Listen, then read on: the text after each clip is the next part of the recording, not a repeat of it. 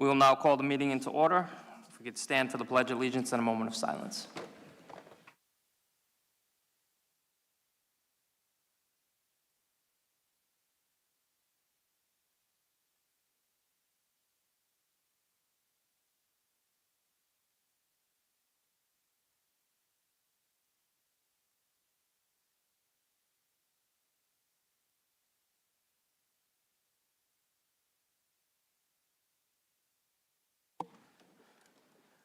First item. Student Liaison, Hope Moran.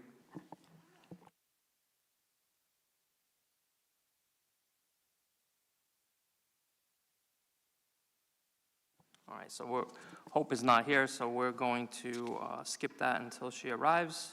Next item. Public comments, naming of the Martin Middle School stage.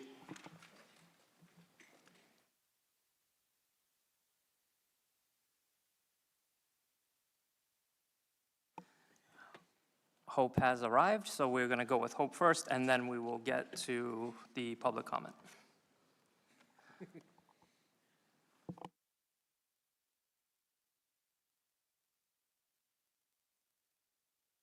Hello, thank you all so much.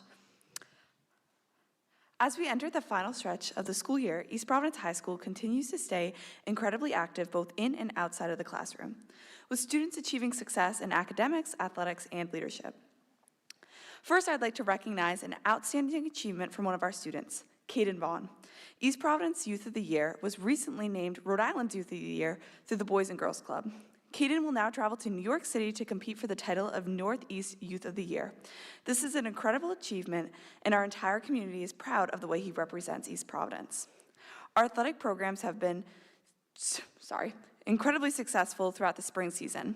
Many of our teams are heading into playoff competitions after a strong regular season, and the energy and school spirit surrounding our student athletics have been incredible to see. We wish all of our teams the best of luck in the postseason. Academically, students have begun working hard on our AP exams, continuing through this week after they began last week.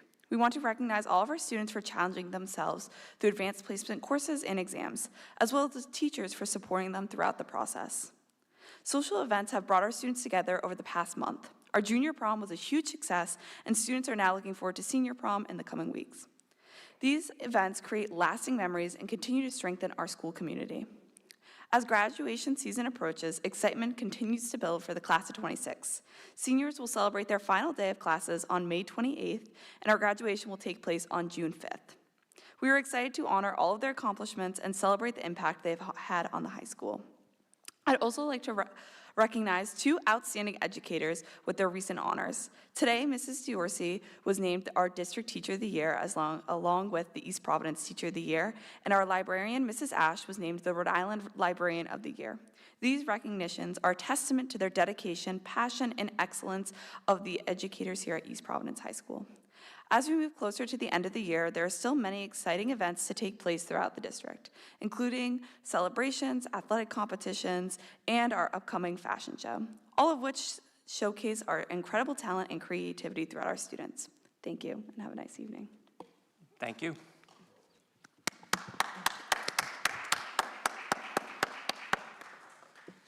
Mom wanted me to give these to you. Laura McNamara.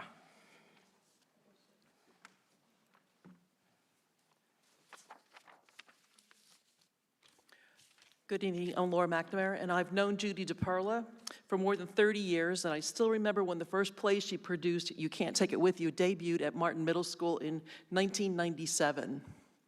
Throughout her life and throughout her teaching career, Judy DePerla has been deeply committed to educating young people through the world of theater. Her passion for the arts extended internationally as well, beginning in Brazil, where she helped develop a theater program at Our Lady of Mercy School in Rio. During her 20 years at Martin Middle School, Judy brought her vision for an after-school theater program to life through the creation of the Martin Theater Company.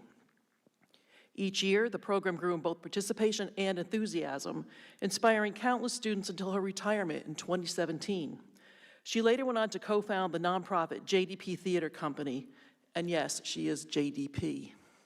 Over the years, Judy has inspired thousands of students not only to pursue acting, but also to explore every aspect of theater production, from set design and stagecraft to collaboration and creativity. She has helped generations of young people appreciate the dedication and talent required to bring a live performance to life. Naming the stage at the Martin Middle School after Judy DePerla seems especially fitting. As an East Providence townie, Judy has spent her career working tirelessly behind the scenes, never seeking the spotlight for herself, but always helping other people shine. Thank you. Thank you.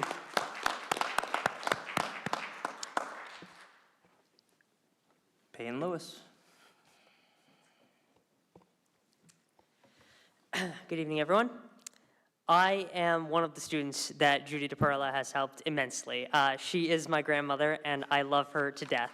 Well, when I was very young, I never went to Martin Middle School, but I did always go to her, you know, for anything that I needed, and especially acting help. I am a filmmaker. I'm graduating from URI in a week, and I always am a part of films like that, and acting has been such a huge portion of my life. And Judy DePerla has helped me countless times, both academically and in terms of my actual career. And I just want to say that, you know, naming the stage after her would be such an incredible honor for both her and also, like, all of the people that she's helped. Thank you. Thank you.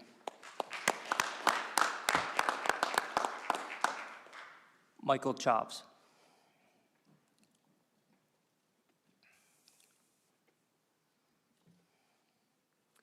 Thank you, everybody, and it's a pleasure to be up here, and thank you for all you do. I would just like to briefly say, lifelong resident of East Providence, I shouldn't say the age, but old, 63, and graduate of East Providence High School in 1981, first graduating class of the old Martin Middle School. Still remember that old building, and retired for 2 years. And just want to quickly say that when I went to Martin Middle School to begin teaching, I think it was in 2000, 2001, from the high school, I met Judy DePerla, and I saw what a difference she made, not only in the classroom as a great teacher, but through her theater company, and by herself, and just blood, sweat, and tears, heart and soul, all the phrases you can think of. Year after year, she kept that going, and she built it, and I saw through the students that I had, even though I was social studies, I had so many students involved. She made a huge difference, and so many of the students have gone on to have creative lives and creative professions, and also just a great time and great experiences. So I would like to say, I would hope that you would consider this honor of naming the stage after Judy, because in my opinion, she really deserves it. She is a friend of mine, so I am biased, but thank you very much. Thank you. So at this time, I will read 2 emails that requested to be read into record.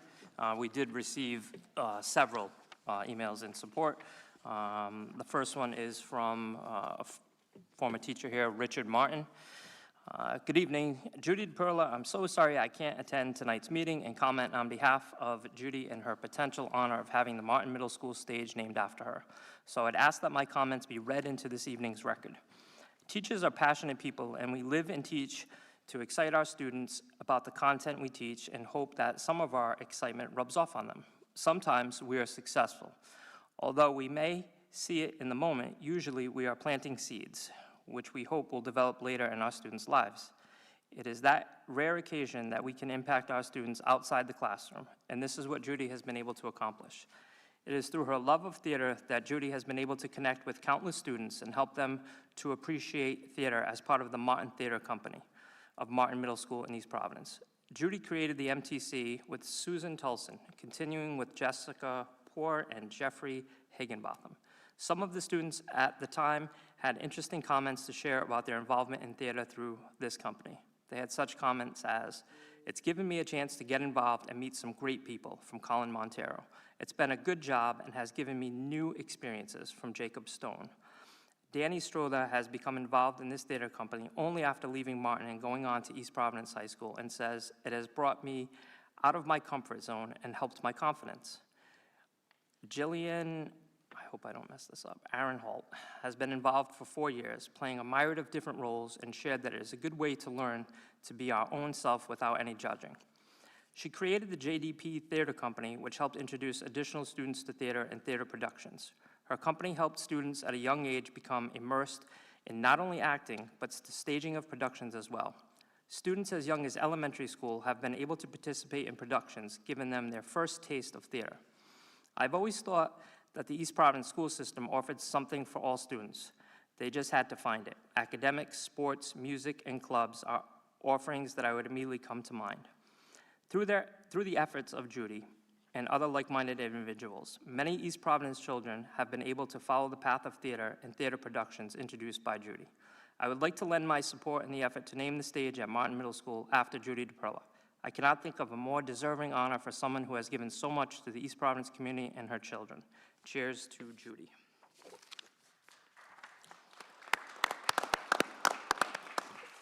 And the last one I'll read into record is from the Martin Middle School principal, Lori Marchand. Hello, on this evening's agenda, there is an opportunity for public comment on the naming of the Martin Middle School stage after Judy DePerla. I would very much like to share at public comment, although I am concerned that my commitment just before this meeting may interfere with my ability to be timely for this public comment session. I would like to share with you that it is both my privilege and my honor to support the proposal to dedicate the Martin Middle School stage to Judy DePerla. I first met Judy 25 years ago when I arrived at Martin Middle School as a new educator. Judy was the 8th grade English teacher on my team, and from the very beginning, her passion for literature was impossible to miss. She had a gift for bringing books, poetry, and storytelling to life in her classroom. Her enthusiasm inspired students and colleagues alike. But little did I know that Judy's greatest storytelling would not only happen in the classroom, it would happen on the stage. For decades, Judy poured her heart and soul into the Martin Middle School theater program. She transformed that stage into a place where students discovered confidence, creativity, and belonging. Long after the school day ended, Judy could be found directing rehearsals, creating props, designing costumes, coordinating choreography, encouraging nervous performers, and somehow making every production feel magical. What audience saw during each performance was extraordinary, but what happened behind the scenes was even more remarkable. Judy gave students opportunities to shine, and for many students, this was the very first time. Under those stage lights, students who were shy found their voices. Students who struggled elsewhere found success. Friendships were built, talents were discovered, and memories were created that have lasted a lifetime. The true value of Judy's work could be seen in the moment the curtain opened and the lights came up. Stars were born right there on the Martin Middle School stage. And while the performances have ended, Judy's impact never has. Generations of Martin students carry with them the confidence, discipline, creativity, and joy that Judy helped nurture. Former students still speak about their experience in her productions with pride and gratitude. This is the mark of a truly exceptional educator, someone whose influence extends far beyond the classroom and far beyond the years in this building. The stage in the Martin Middle School auditorium is more than wood, curtains, and lights. It is a place where stories were told, where courage was found, and where young people discovered that they could become what they could become, who they could become. No one embodied that spirit more than Judy DePerla. Naming the Martin Middle School stage in her honor is not simply a recognition of years of service. It is a tribute to the passion, dedication, and love that she gave to this Martin Middle School community for decades. It ensures that every future student who steps onto that stage will do so in a place connected to someone who believed deeply in the power of the arts and the potential for all children. I can think of no one more deserving of this honor than my friend and my very first mentor, Judy DePerla. Thank you for taking this time to consider my thoughts, and I do hope I am able to make public comment, which apparently she was not able to make it, but we were able to read this into public comment. So, thank you.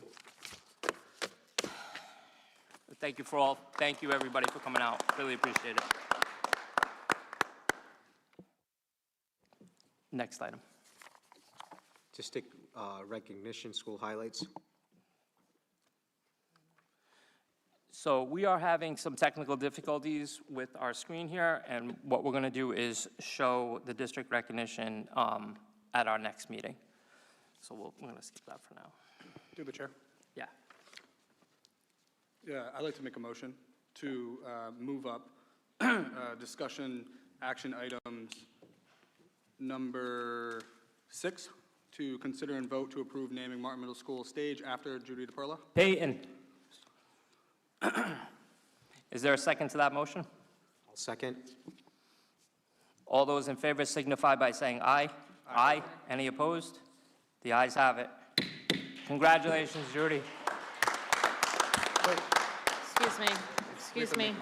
That was just the motion to move up. We did not vote. Oh, all right, we'll vote. Sorry, I thought that was the motion. But yep, so I will entertain a motion to approve. I'll make a motion to approve. Is there a second? All right, all those in favor signify by saying aye. Aye. Any opposed? Now the ayes have it. Congratulations, Judy DePerla. Thank you so much, everyone who came out and supported her. Thank you, Ryan. Next item. Consent agenda. If there are any questions, I will entertain a motion to approve the consent agenda. I'll make a motion to approve the consent agenda. I'll second it. All those in favor signify by saying aye. Aye. Any opposed? The ayes have it. Next item. Through the chair. Yes. I'd like to make a motion to move up discussion action item number 1, Wandor update from principal and deans. Is there a second to that motion? Second that. All those in favor signify by saying aye. Aye. Any opposed? The ayes have it. Thank you.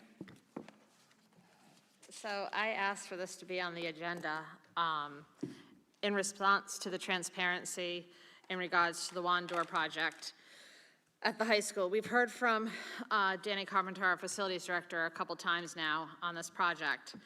But I've asked the high school administration to come tonight to discuss whether implementing of these doors has resulted in the improved student accountability, safety, and overall school climate so that we can, we put a lot of money into this, and we'd like to know from the people that are on the front lines every day. So that is why I asked them to be here tonight. So I appreciate your time.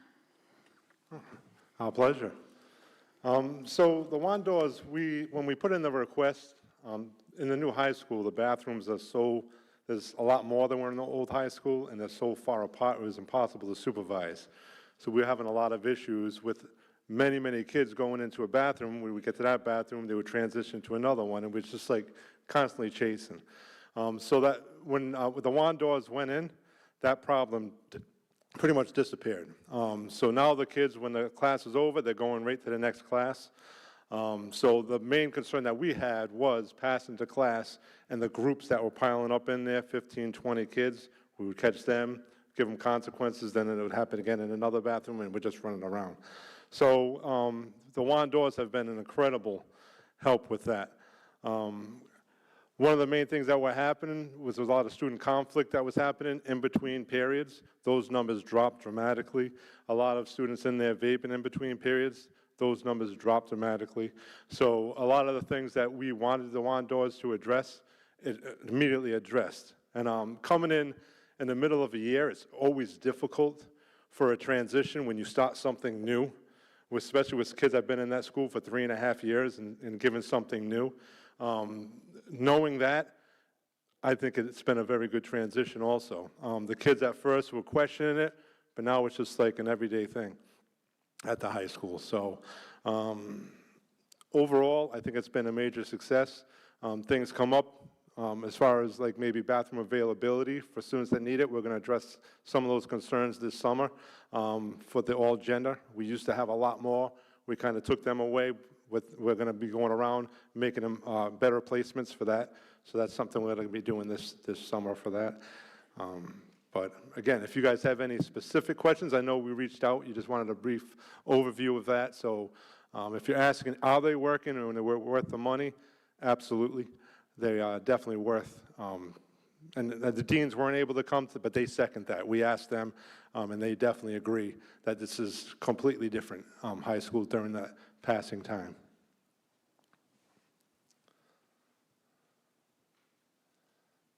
So, Principal Black, you feel comfortable coming up here and stating that this has been a success. This program is an absolute success, the Wandors, and the purpose they serve. Absolutely, yes. I think I echo everything that Mr. Messier said. We work very closely as a team with our admin and deans, so we're really on the same page with this, and we feel really comfortable with it. Echo what he said, mid-year changes are so hard, especially for teenagers, so there are growing pains with it. But in terms of the passing time, where you could not account for students because they weren't in a class, so that teacher dismissed them at the bell, they could go into that bathroom in large groups. And we all know good things aren't happening then. Right. The wand doors are absolutely 100% stopping that. So now they have to go to class, they have to check in. Those first 5 minutes of class where the teacher really needs, and our teachers will echo it too, because they feel that they are, you know, they've always wanted to take the first 5 minutes of class. When we were all in school, it was the first 5 minutes of class. Don't ask any questions. Yeah, let me settle everybody down, take attendance. Same with the end of class, right? People are itching to go to the door. No, the bathroom doors really back them, right? Because now it's like, I can't even send you. These doors are closed, and we're very transparent with the times that they're open. But we are reevaluating it in the summer in terms of making sure the availability is really public. We have some flaws with it. You have a boys' bathroom with an all-gender that's open at the end of the hall. There's not a female student that would feel comfortable going down that way, so we really want to balance and even out the building. That's more of a summer project that we'll work with facilities on. We also have areas that are just more popular in terms of time. If you think of the second floor, everyone passes to go up and down. So those are some areas we want to tighten up, but this has allowed us to do this. And we didn't get into vandalism too much with what Mr. Messier talked about, but that's another point where it's a win, because we're able to know where kids are, so it doesn't stop everything. We don't want to say that. We're not stopping all these things, but we're able to pinpoint and get everybody's accountable to where things are happening and when. You know, we can look and say, there weren't something broken in the bathroom, there were just 25 kids in there. That's not happening. Now it's, you know, regimented, you know who's in there, you can check the times, then you can investigate and figure it out from there. And we are having recent successes with that as well. Excellent. Does anyone else have any questions for Mr. Black or Mr. Messier? Yes. Thank you both for your time. Appreciate it. Thank you. Thank you, guys, for your support. Absolutely.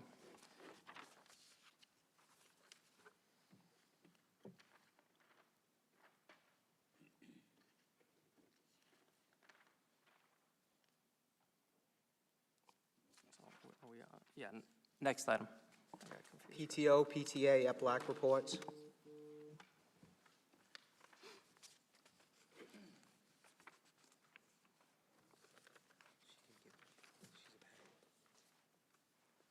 Excuse me? She might be from the PTA. Right. She's part of EPLAC as a parent. I'll allow it. Good evening. My name is Caitlin Hall, and here with me is Marissa Custer and Channing Marin.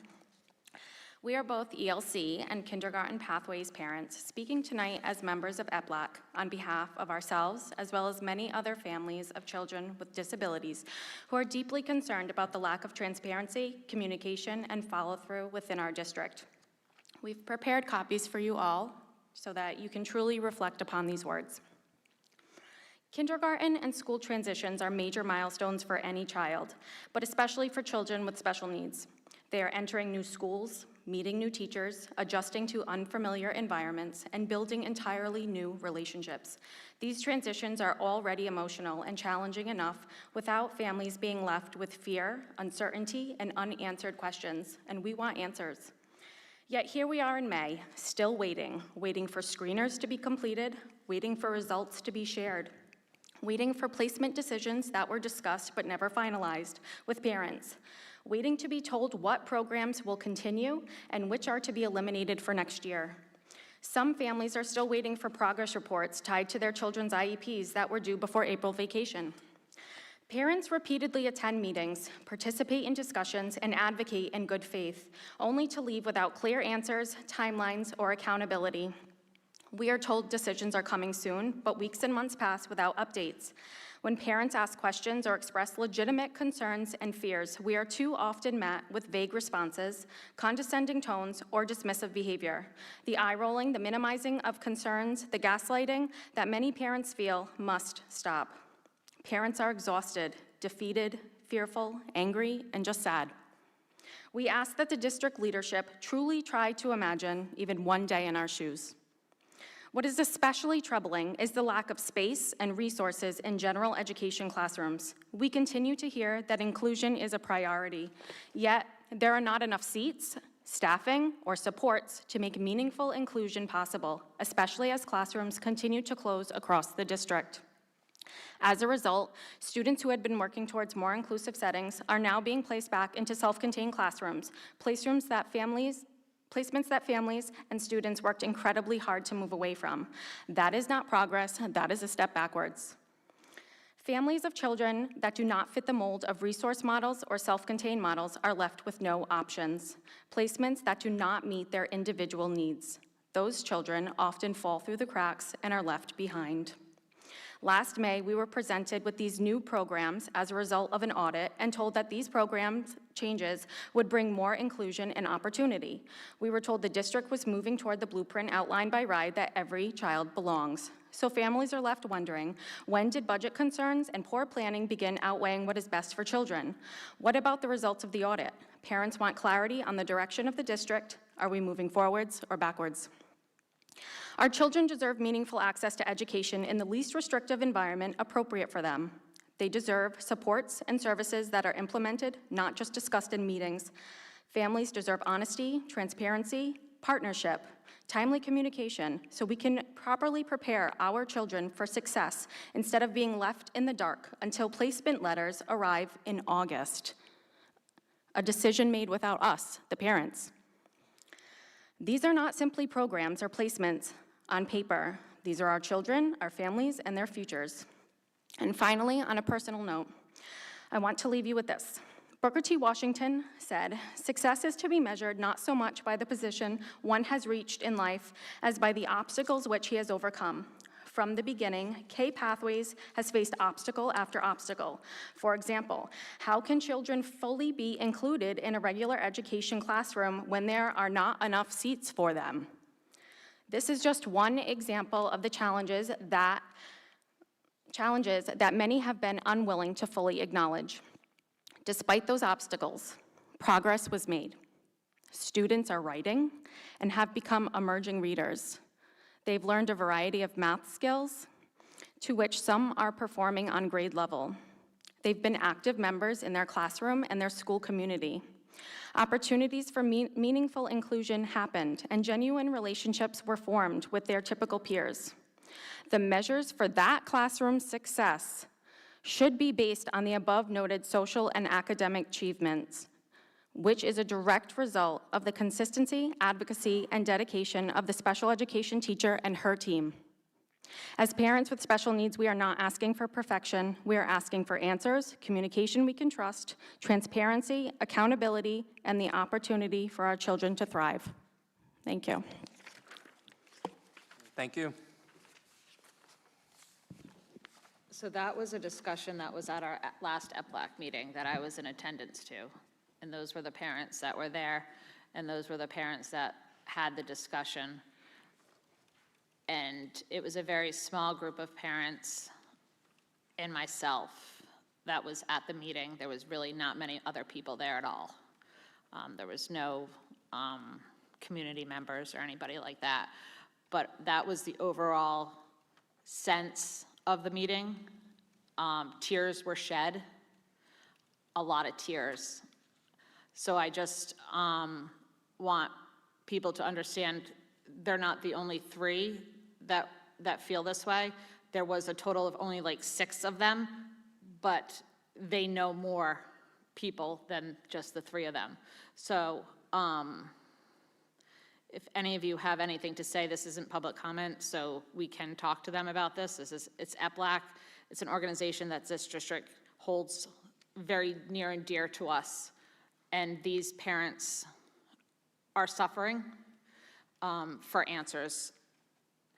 they've come to me, I'm out of answers. I go to every EPLAC meeting, I'm out of answers. I've been going to every EPLAC meeting for the last 14 years of my life. I cannot help them anymore. So it's on the agenda tonight. I have some information that I'm going to ask. I know the superintendent has given us some information that hopefully we can share with them tonight and hopefully we can discuss. But I'm hoping maybe the four of you can add anything or talk about anything, because I'm at the point now where I can't help them anymore. I don't know what to say to them. I don't know how to make things any better for them. But it took a lot for them to come up tonight, so. Through the chair. Go ahead. I just want to thank them for coming out tonight. Several parents have also reached out, and like Jessica said, you know, there's not much we can do, and we try to help them as much as we can, but we need to continue to have these discussions, and hopefully later we can get a few more answers. That's all I wanted to say. Thank you. I will highly suggest coming to EPLAC meetings. It's a great feeling for parents. I think not only do you make new friends. I mean, really, like, I would have never met these ladies, ever. You make new friends, you learn about new situations, you learn that, you know, you're not the only one that feels this way, and you learn new things, and you can help each other, and that works out so well, because you may find that it does work, and you do find ways. I think we even solved some issues, and I think, it's a great feeling, but this past meeting was so small, and it was able to really work together and really fine-tune some things. And I'm concerned that we need to, and we do have some classrooms, and, you know, inclusion with the audit and with what the audit said we need to do, we need to follow through, and we need to stay true to the audit. And I am here, and as long as I sit here, I'm going to feel that way. I'm going to feel that we need to stay true to what the audit stated. And we need to find a way to do that. And what the superintendent has done, I feel, is the right thing. The problem is the classrooms and, you know, the word no one wants to hear about, you know, we may have to close a school in order for some classrooms to go different ways. And we may have to change, you know, lines of what school goes to what school in order for the classrooms to be fair and to make classrooms adjustable for special ed students and for them to get the fair education that they need.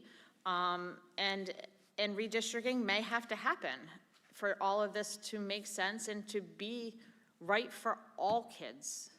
And I know no one wants to hear that, but that may be the only way that we see some light for everyone. So just again, thank you for coming. Can I ask why that meeting wasn't being streamed? I created the link, and parents were messaging me. They were on. I could see that they were on. So nobody had a computer. No, nobody. So you have to have a computer, and nobody in attendance had a computer. Okay. Thank you. So They happened to reach out. I just didn't know what to say. yeah, nobody there had a computer that was able to be there, I'm assuming. So. Through the chair. Go ahead. Ms. Hall, Ms. Custer, and Ms. Moran, thank you so much for coming out this evening and, you know, taking the time to publicly share. I'm hoping that perhaps either our superintendent or our director might be able to help to answer or, you know, approach the answer for some of the questions that were, you know, kind of shared. One, we're waiting, you know, waiting for screeners to be completed and for results to be shared. Two, you know, waiting on placement decisions. And three, waiting progress reports. I'm hopeful there might be some sort of an update on some of those questions that we could share tonight.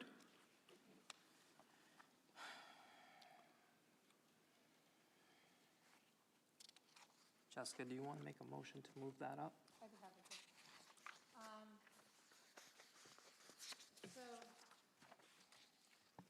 Can we move discussion item, so it's number 4, discussion item, discussion item number 4. I'll entertain a motion to move up discussion item number 4. I'll make that motion. I'll second. All those in favor signify by saying aye. Aye. Any opposed? The ayes have it. And moving that up, it's really, there was a complicated, I had texted this to David, and the data class size update, which was given to us by email, and it is in front of us today, plus we also got the kindergarten update, is based on, because I want to see, go back to the audit recommendations, the placement framework, the student profile inventory, the screening observation, the current programming, the projected programming, and see how all that's going to fit in. So we did get that partially here. Earlier last month, I was told that we were going to get rid of the K-2 Pathways program. I did ask for data to why we were getting rid of it. All I was told was that certain students didn't get out of the program, didn't exit out of the program, but I did not get any data sent to me, which is kind of how the district moves. They move through data. We're a data center district, so I don't have the data, but I just was told that the students did not exit out of the program. So that's kind of where I stand. I want the special ed data. I want to know what we're looking at next year, and that is why I put it on the agenda for tonight.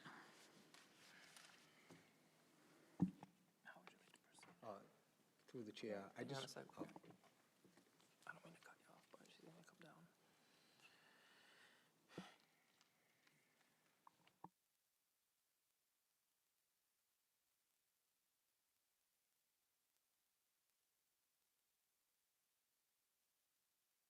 Good evening. Good evening. So I'm not sure where to start in terms of questioning. The programs are remaining intact with the exception of moving the K pathways to a K-2 self-contained that only accommodated K students for this year. In discussion with the superintendent, we knew that we had needs that are plenty coming up. The sheet that you have that I provided to you is really soft data at this point. There are still many meetings that need to happen. There are still many decisions that need to be made, but the rest of the programs will remain intact. As it is right now, we have, I believe it was 63 upcoming pre-K into kindergarten. Of the 63, only 12 were speech only. So the speech only students go to their home schools by and large because they don't need separate services or anything like that require a special educator. They're just seen by the speech language pathologist. So that brings us down to what, 51? And of the 51, right now as things stand, only 6 are recommended for resource, so for the gen ed classroom, which leaves us with about 45 students just rising from pre-K. That does not include kids who are currently in clinic or at the Head Start programs or, any other outside of our own classrooms here in East Providence. In terms of placements, the screeners are underway and being conducted. So we have a trained group of people and the teachers who also have input into that, and we're looking to have those done by June 1st. We will meet as a team and look to see, where the kids are falling in terms of functional living and learning, bridges, general self-contained, but it is an exorbitant amount of students that are being recommended for self-contained. So then we have to look at the other 400 kids that are already there and see how we can make shifts in order to accommodate those students. I will tell you, I'm a little worried that we won't have enough spots and we may have to look at additional classrooming for these students. There has been a challenge in some buildings, not in all, in including some of the K students in as much as possible into the gen ed setting. Teachers work at that, and sometimes it works out and sometimes it doesn't. You know, it's all individualized to the student. In looking at all of this data, it is extremely labor intensive and takes a lot of eyes in order to make sure that we're making the wisest recommendations. So that's where we're at right now. By June 1st, 2nd, 3rd, you know, thereabouts, we start to place and see how that is gonna kind of play out for our overall district needs.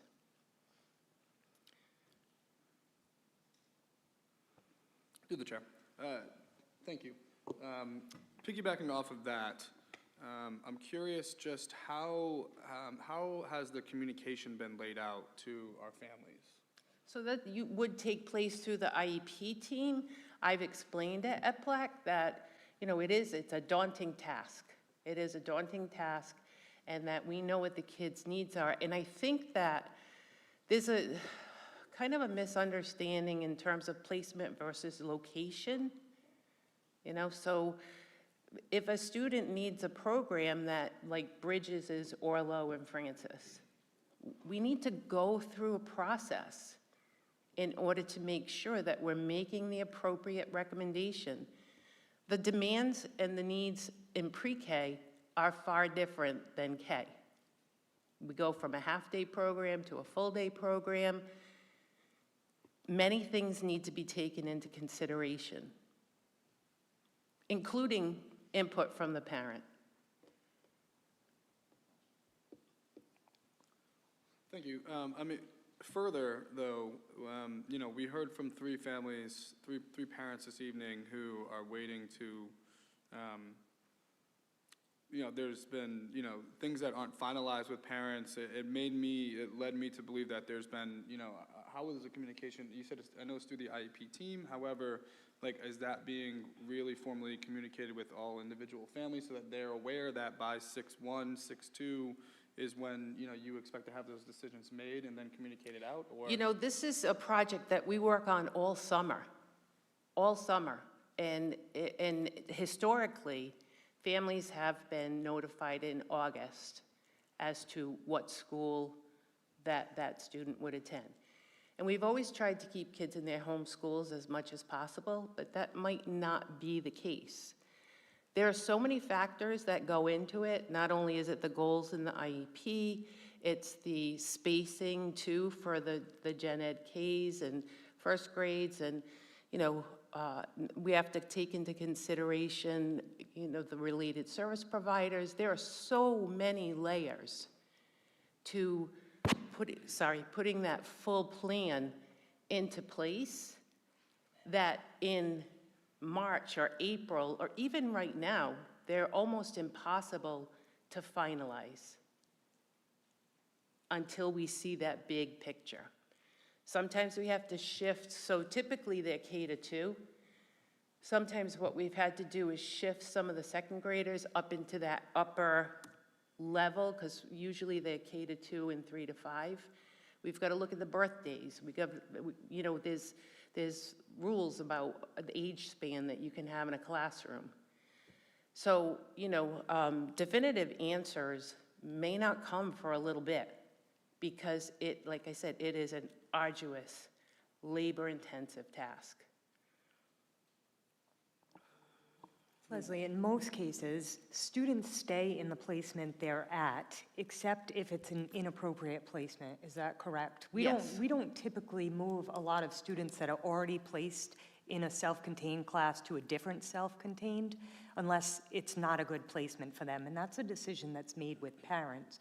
What we struggle with right now is having 50 incoming K students that need to be placed in self-contained and making sure that we have a good handle on what their needs are so that we can appropriately place all of those students. And the 50 we placed last year. Right, we placed 50 kindergarten self-contained students last year also. So it's trying to do what's best for students and making sure that we created programs that we felt would match the needs of the students that are coming to us.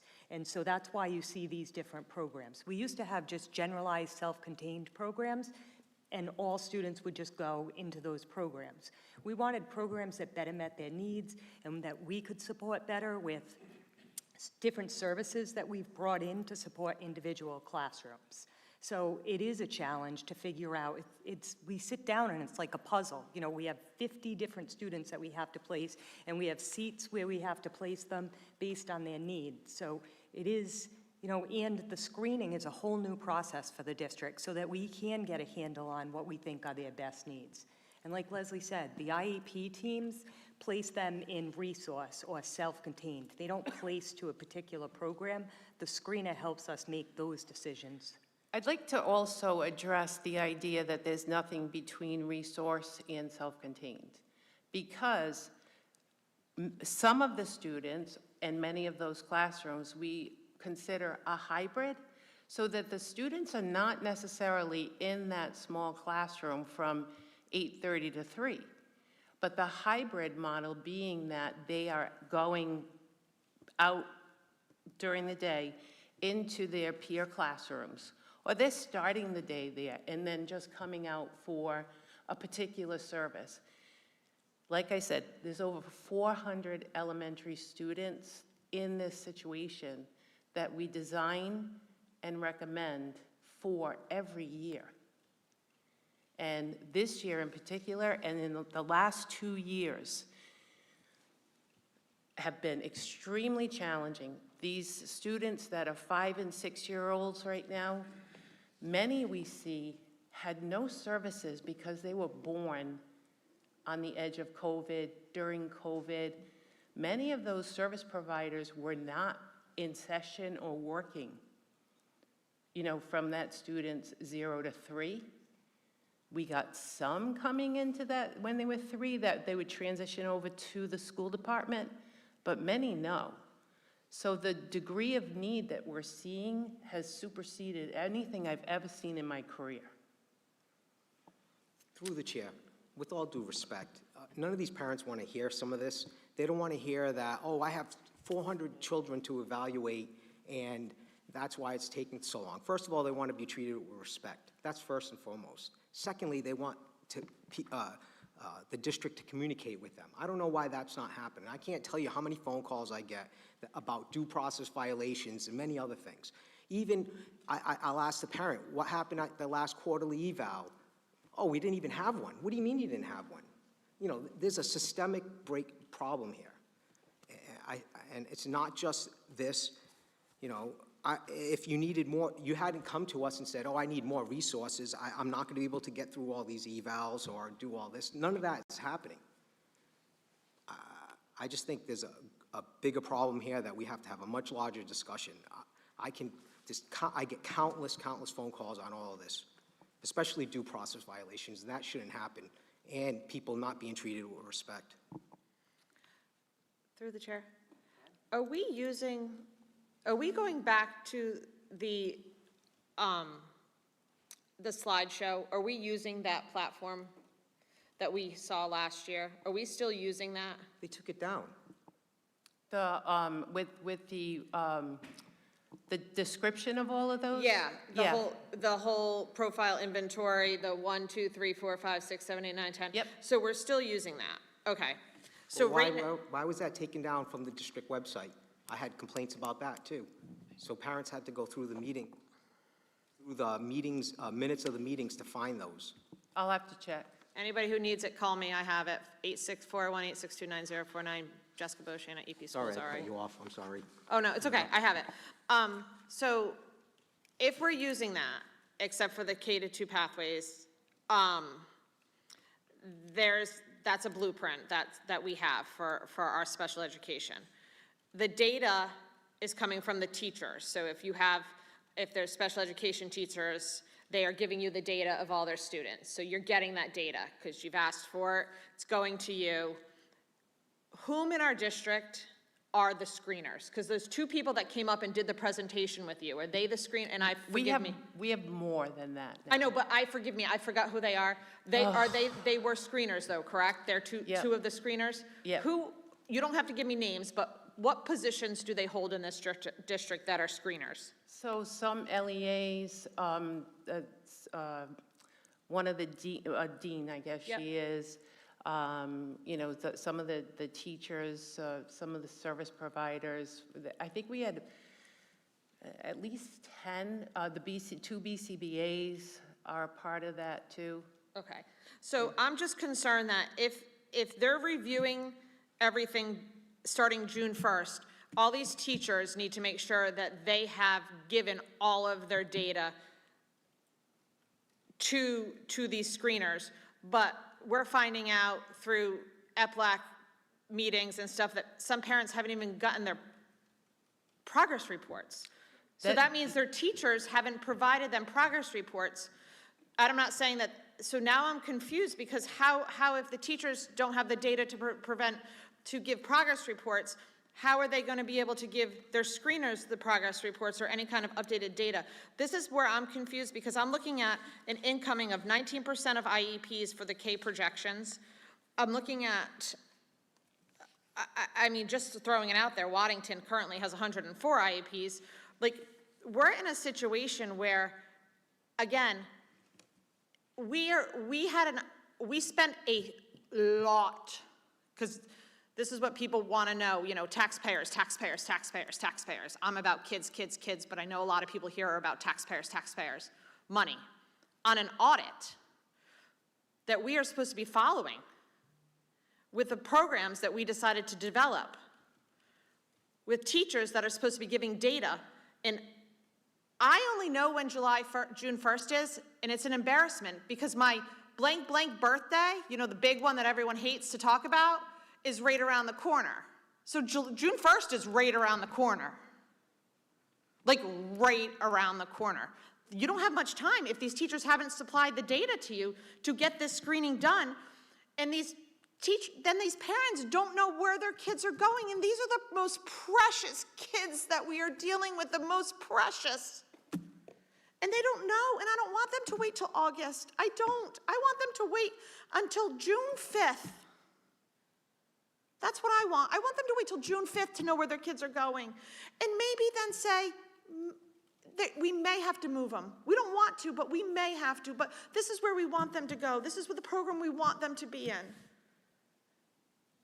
I feel like there's something missing here, and I feel like every time I talk about it, every meeting that I talk about special ed, I feel like I'm the only one that talks about it, and I'm gonna keep rambling because I don't feel like I'm being heard.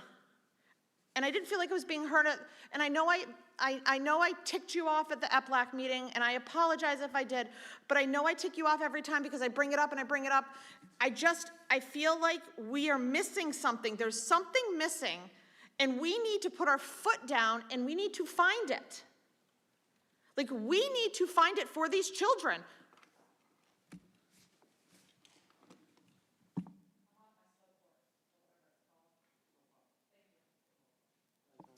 The only thing I wanted to add is if we don't have these firm numbers, how can we plan as a district? We're going to plan in August, as far as staffing, or make sure we have adequate,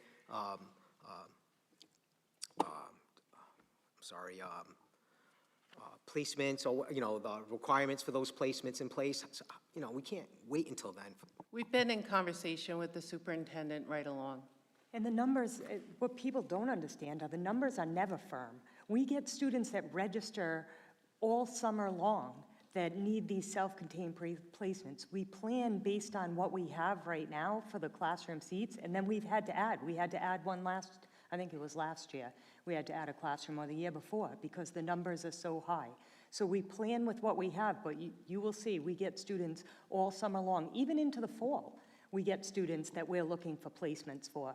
So even in kindergarten numbers too, like we've seen the highest registration this time of year than we ever have But we will still get registrations the day before school starts, and then you're trying to find seats on where is best to place them. So there's no exact science, and it's, we project out, as you see with every classroom, we project out, and then the best laid plans don't always work that way.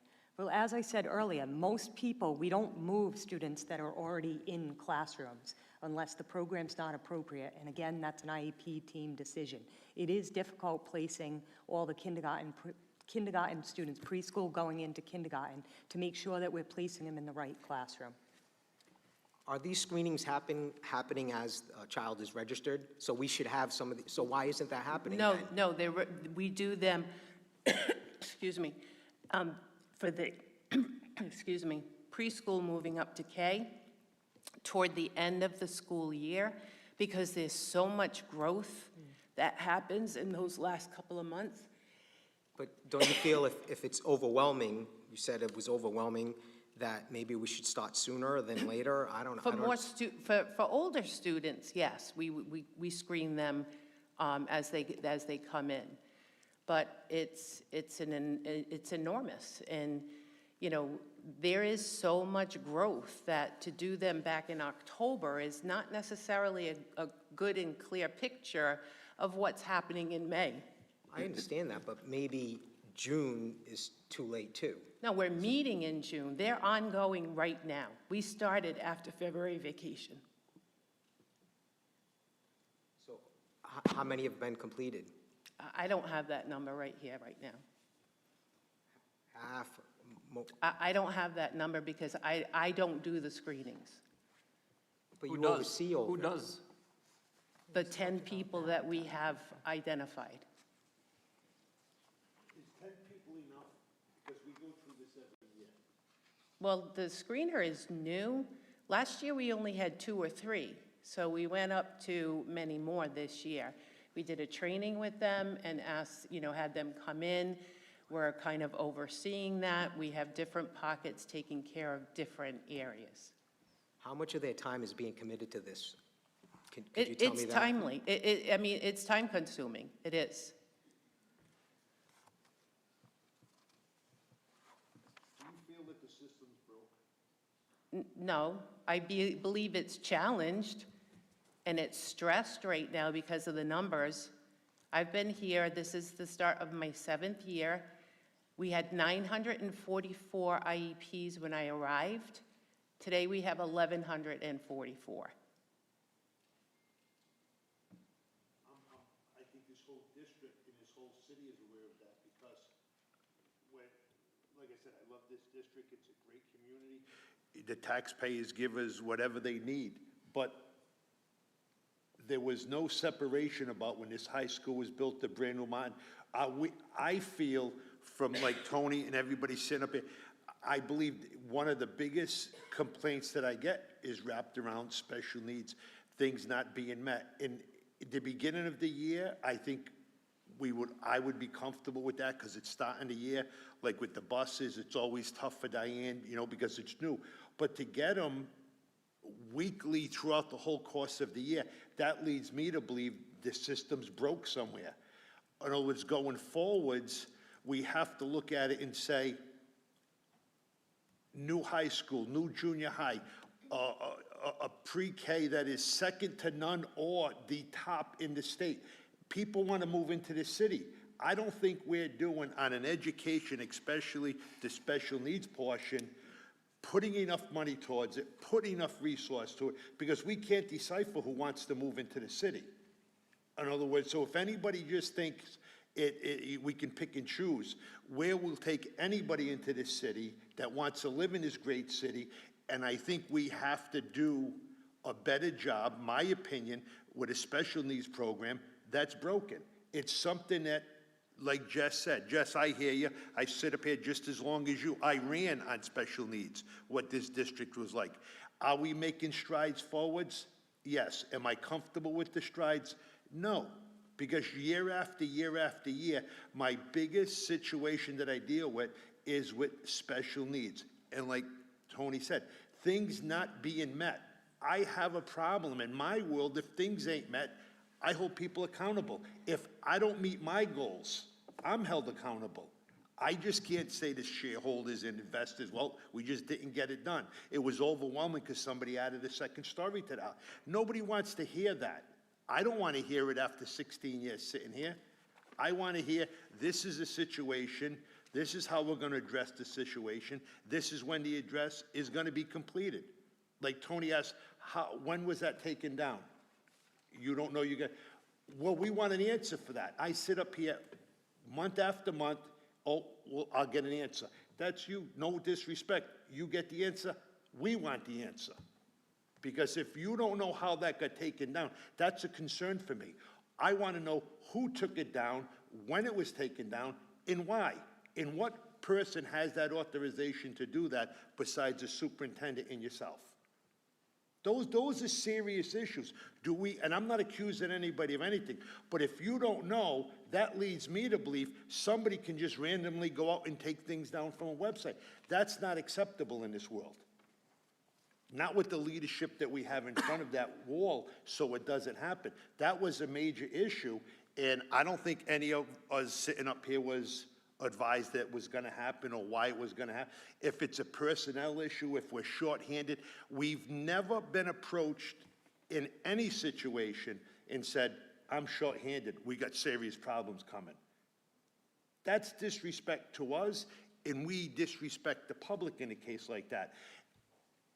If we're shorthanded or we're short money, we need to know that.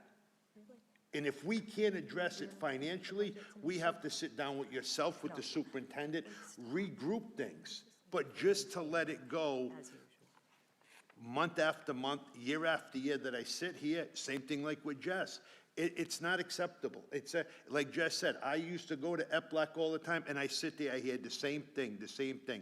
With no disrespect, I'm a doer. There's a situation in front of us, let's get it done. Talking about it month after month after month after month, I like to see results on paper. My life based on working with blueprints and permits. Without that, I can't function. I just can't talk my way through a situation. I have to paper, prove it.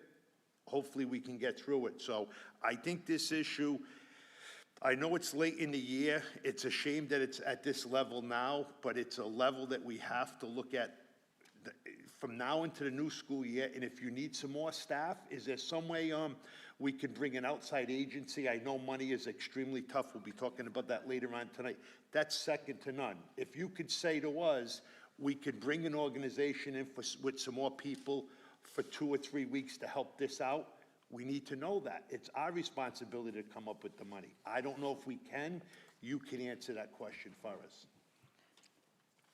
Through the chair, I'm just going to probably end, I'm just going to wrap up my thoughts on this, and maybe you guys still have more, but I'm just going to direct, because that's all I can do here, is direct the superintendent to hand over the data to why the K through 2 pathways was closed, and hand over the data to which teachers and principals have sent data to the director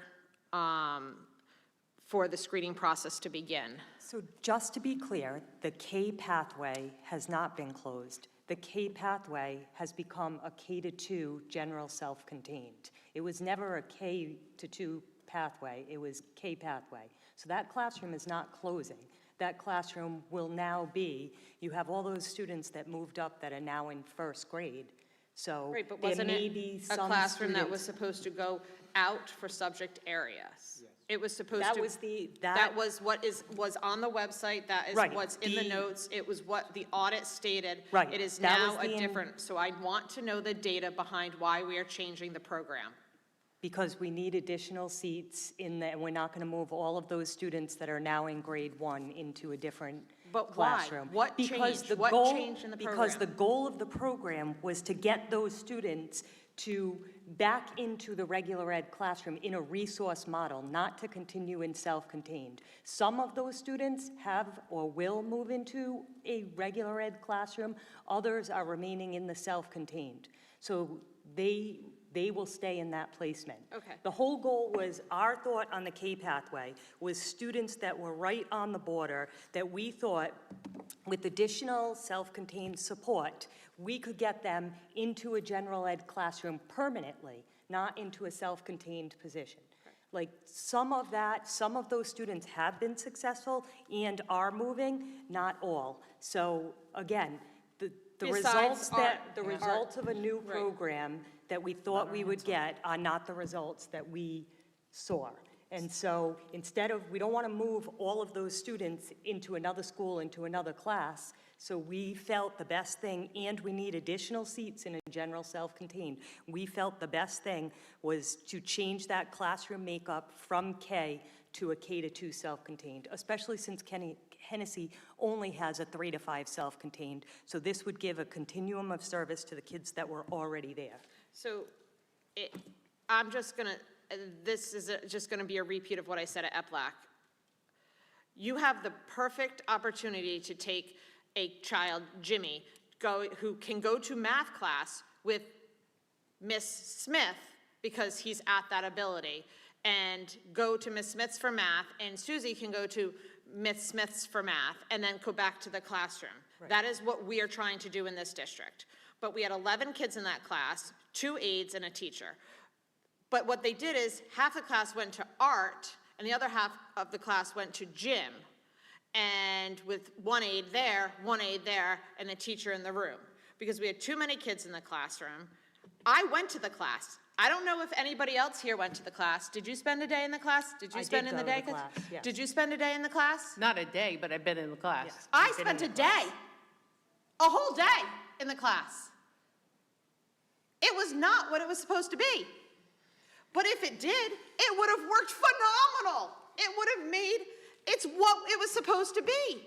I spent a whole day. So students are integrated into classes based on their IEP and what their IEP goals say. But why So aren't some we doing students what are we say integrated we're for going now- to do? Okay. When a question is asked, allow the person to answer the question, please. Dr. Fran, hang on. Are you Dr. talking to Fran, me? You asked her a question, and she didn't have the opportunity to answer it. Okay. Dr. Fran, you can answer the question. Nothing. Tony, go ahead. So it sounded like they were limiting that inclusion time, but my question is specific to Hennessy, what mainstream opportunities are going to exist for those students now, mainstreaming opportunities for those first and second graders? So whatever their IEP states is what they'll have. Some students are moving into regular ed classes. They may go back to their home school, which then they'll, if they're in resource or whatever it is. And then others, so the numbers in that self-contained classroom will be much smaller. Some of them will be in K. There'll be opportunities for integration in K with the new students that go into the program. Some of them will be in grade 1, and they'll have opportunities to integrate there. And if we need that for grade 2, for new placements, because we don't have any second graders that are in self-contained. I don't think we have any second graders in self-contained in Hennessy right now, because there was no program for them there. And Hennessy will have 2 kindergartens next year. In listening to all of this, I keep circling back to this. When parents ask questions or express legitimate concerns and fears, we are too often met with vague responses, condescending tones, or dismissive behavior. The eye-rolling, the minimizing of concerns, and the gaslighting that many parents feel must stop. I hope this isn't happening. I suspect it is, and if it is, it should stop. Parents should not, this right here, that these parents came up with, this should not be happening. No parent should experience this. So if this is happening, it should stop. That's not something that parents should be subjected to. I'm gonna leave off at that, and we're gonna move on to the next topic. Can I just, one last thing? Quickly. I just think that we should be, regardless of parent, what we're going to tell the parent is what they want to hear, we should be open and transparent. That's just what I feel personally, and I would hope that's what happens going forward. Next item. I believe it's the superintendent's report. Yeah, superintendent's report. So I'd like to announce the 2026 Teacher of the Year for each school.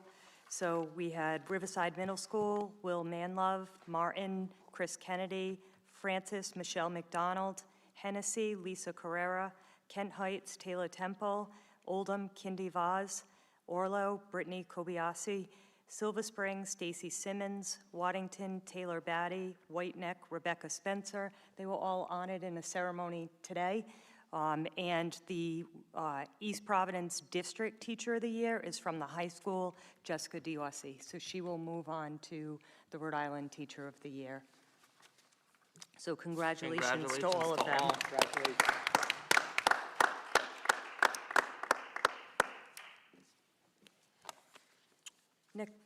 Next item that we have for discussion is East Providence was placed on a probationary status due to right to read.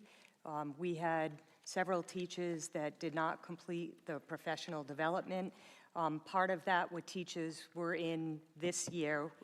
This was as of the summer. Part of that were teachers were in year 2 of a program, so even if they were in year 2 this year, if it wasn't completed as of, it was either June or the fall, we were placed on probationary status because of that. So we have, by June, all of our teachers that have not completed it will have either retired, some will leave, the others will complete. We have, and by August, our last teacher will have completed the right to read requirement. So this is the corrective action plan, but I anticipate that by August will no longer be part of that. Any Thank you. questions on that? I do have, how many, what happens if by August this doesn't happen? What happens if So- teachers do not? So we've been instructed that we would proceed with termination. And they know that, if they don't finish this, that they are terminated. So there, everyone is on track to finish in June with one person that will finish in August, that will be completing it over the summer. And they've had the last 3 years to complete this? 5 years. The last 5 years to complete this. And we had in-house people teaching this, correct? We did. And there were multiple opportunities through RIDE to take it. And we offered AIM, and we did in-house training with letters. And this goes home to parents? It went home in the news, not the corrective action plan. The letter letting people know that we were on probationary status went home in the May newsletter. And this will go to RIDE after. How So- confident are you that everyone will? I'm confident that we'll be done. I mean, we have been tracking this for the last 5 years. We have been notifying people of their status. We have been in communication with RIDE. So I feel confident that as of August, I mean, we'll get new teachers in the fall that will need the training, but we will have a grace period for them to get them the training. But I'm confident that the teachers that are currently employed by the district will have it completed by August. No, not new teachers. Thank you. Next item.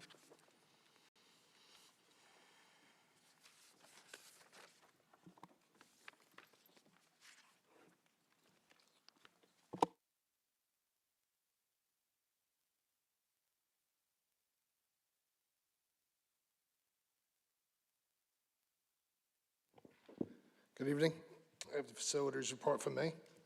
District paving projects have started up full swing again with Ken Heights Playground, which was redone over April vacation.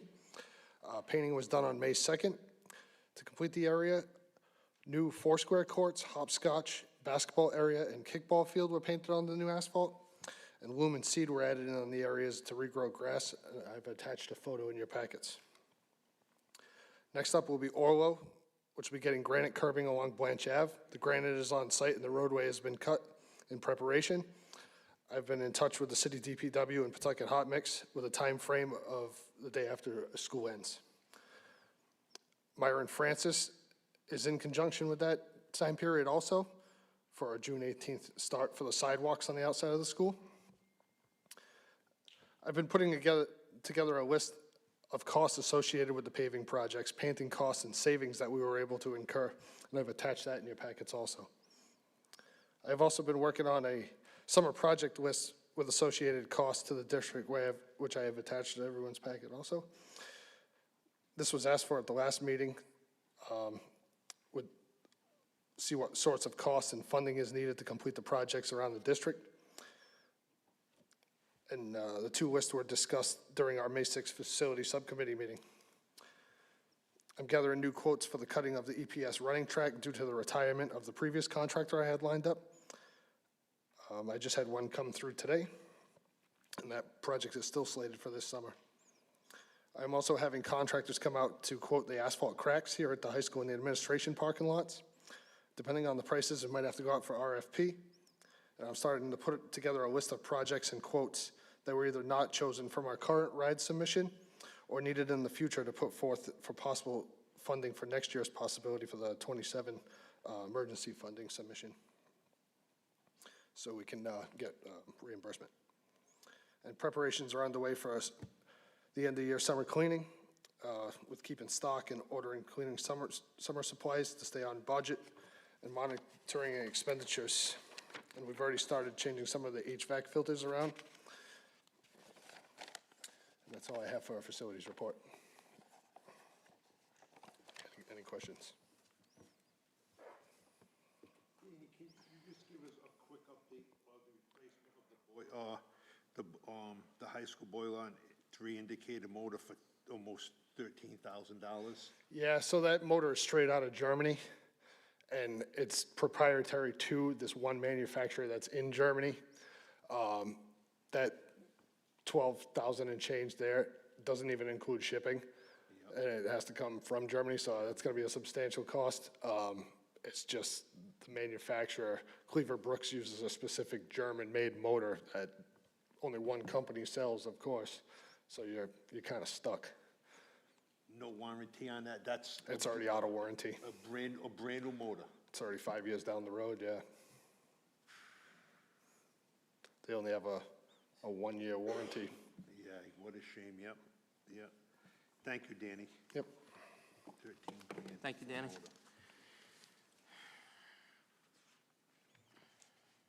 Oh, I have the building. I thought we were still The chair. Appreciate you. I think I asked last month for these estimated costs, so I do appreciate you adding them. And I'm curious, you noted, I believe, only on one item, the replacement of 2 water fountains at Francis, you indicated that it's in budget.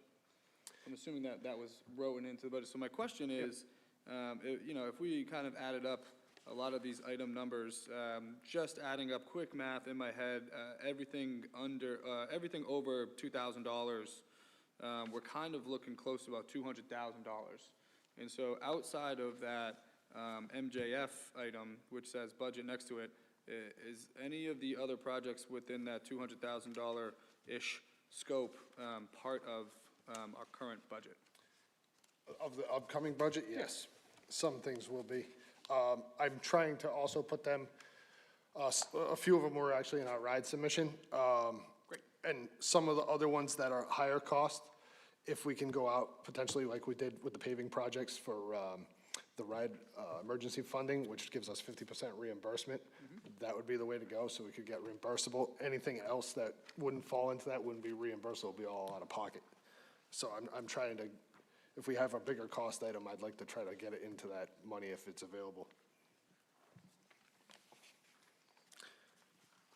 Offhand, I mean, that motor for the boiler is a big expense, obviously. Some of the items are, like the grease trap at Ken Heights would be covered by the lunch fund. And then the 2 water fountains, those were able to be put in the budget. They had some money left over from this year, so those will be covered with the budget of this year. Those have already been ordered. And anything that goes over $8,000 is going to have to go out for RFP anyway. Right. So like the, Like the sidewalks down at Riverside, are we planning to do that this year? I have that as a summer project, yeah. So I think that was in here, in the summer list that I put together. Yes, yep. Yep. And Yeah. So all of the projects here were based for this coming summer. Yep.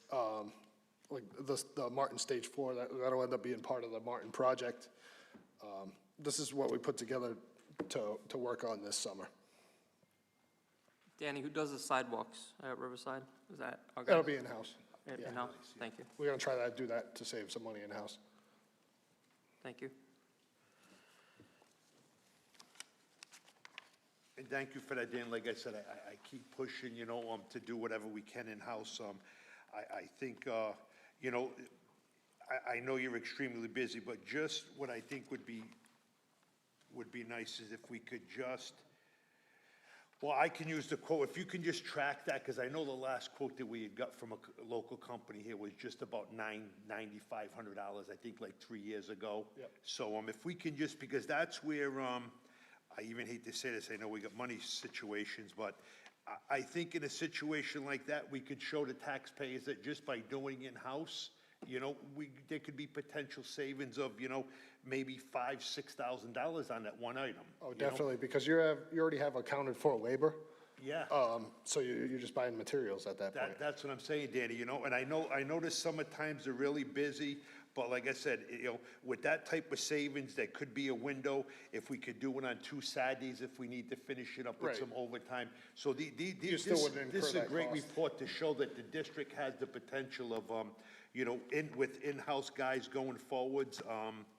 That's a very safe project to do. I know, filling the cracks, we gotta deal with propane torches and different things, but I think that would be another great area of savings, because that's gonna be almost, at least a biannual year to do, because with all the new parking lots we're doing, when we start to get 20, 30, 40 feet of it, to bring an outside contractor is gonna really hammer us. But if we can get to the point to do that, because we're gonna have just, almost all our parking lots are gonna be brand new. So that'd be a really good cost savings, I think, going down the road, for the taxpayers as well with our beautiful property. So thank you for that. And then, following, it's a very tiring thing to say over and over about, budget and funding being tight and money being tight. However, as we identified last month, things come up that we didn't plan for. And so thinking about the reality of it being May, this is a very detailed list for summer, which we're, 6 to 8 weeks away. So I'm just curious, what would be next steps? Now there's a list here, there's some estimate costs. Is this something that would go to the facilities committee to then come back to school committee, or what are the next steps in terms of making some of these a reality, but ensuring that, we're still, we're staying within, financial good standing for what we budgeted and planned for to do? Yeah, so I would say you'd put a list together of what projects you want to pull from this budget-wise, right? So you prioritize what, like a 1 through 10 list, put all your priorities in that, and then go from there and see what you can financially afford. Some things, like I said, are rolled into the building project. Some things you might have to honestly push off.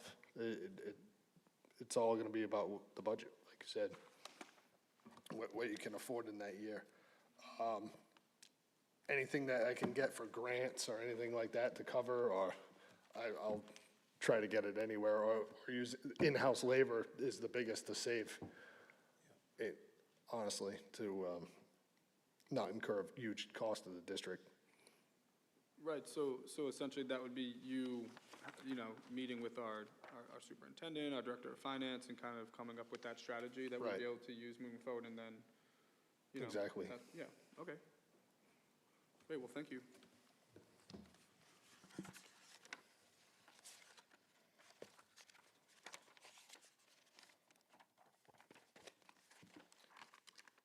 questions? All right, for the building committee report, over at Martin, the construction continues. The steel structure framing has been completed. Slab on grade and slab on deck has been poured. Cold form metal framing is starting up, along with roofing. Drainage installation work is ongoing on site, with the continuation of the permanent parking lot to be set and ready for the upcoming 26-27 school year. Work in the auditorium continues with stage lighting, sound by ATR Treehouse, painting and flooring has been ongoing and starting to wrap up.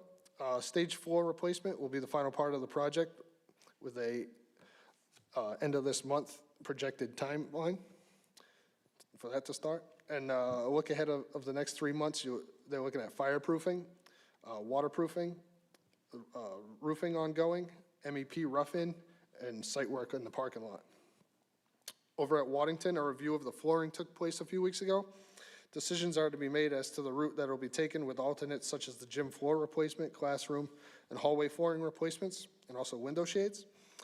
This will include the removal of the current VCT tile flooring, shot blasting the floor and adding a moisture barrier before installing the new floor to prevent any moisture that would come through the concrete slab. And the price is being worked out with the building committee and put forth for a vote, which passed at last night's meeting. Any questions? Just real quickly on the flooring, I was told that the moisture level is reducing, that they've taken measurements. Is that true?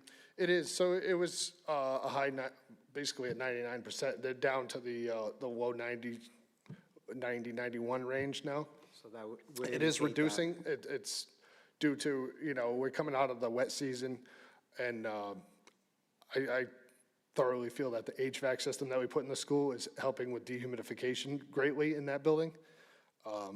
So I think you're going to continue to see reduced numbers, especially point, with it seems the like that drainage system mitigation also is that we working, put in. right? Is Seems like a the huge help. mitigation's working, yeah. It seems to be helping, yeah. Is that the way we're gonna go, pull up all them tiles and? So it was just voted the gym floor. To go, what's it, I'm sorry? The two hallways didn't pass, just the gym. Just the gym floor so we're far. gonna deal with that gym. For now, yeah, the gym. And I know when we did that walkthrough, you think we may be able to squeeze that in this summer? There was an issue about if we could get the tile. For the gym, yeah, we're looking at a summer timeline. We could hopefully get that done. That'd Yeah, be great. they're saying 2 to 3 weeks, so that we could try to squeeze that into the gym. We got to move some things around within the school, camps and things like that, but we can get it done. Thank you. Yep. Thank you, Danny. Next item. Yep, go ahead.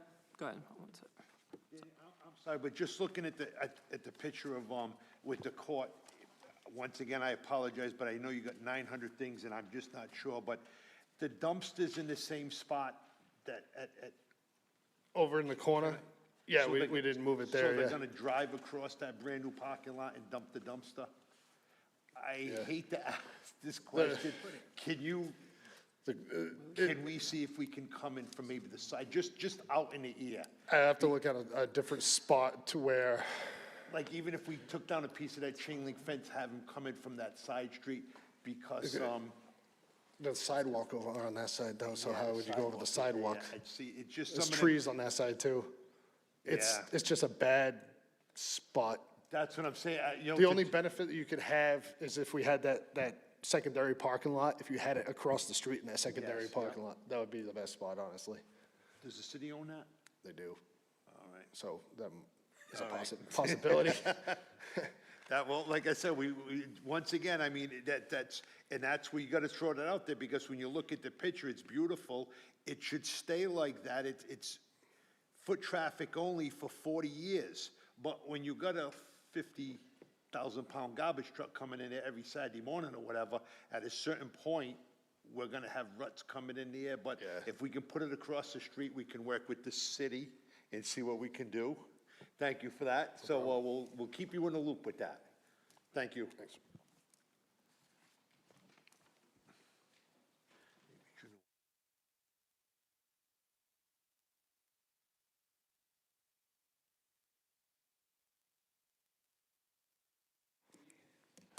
Good evening.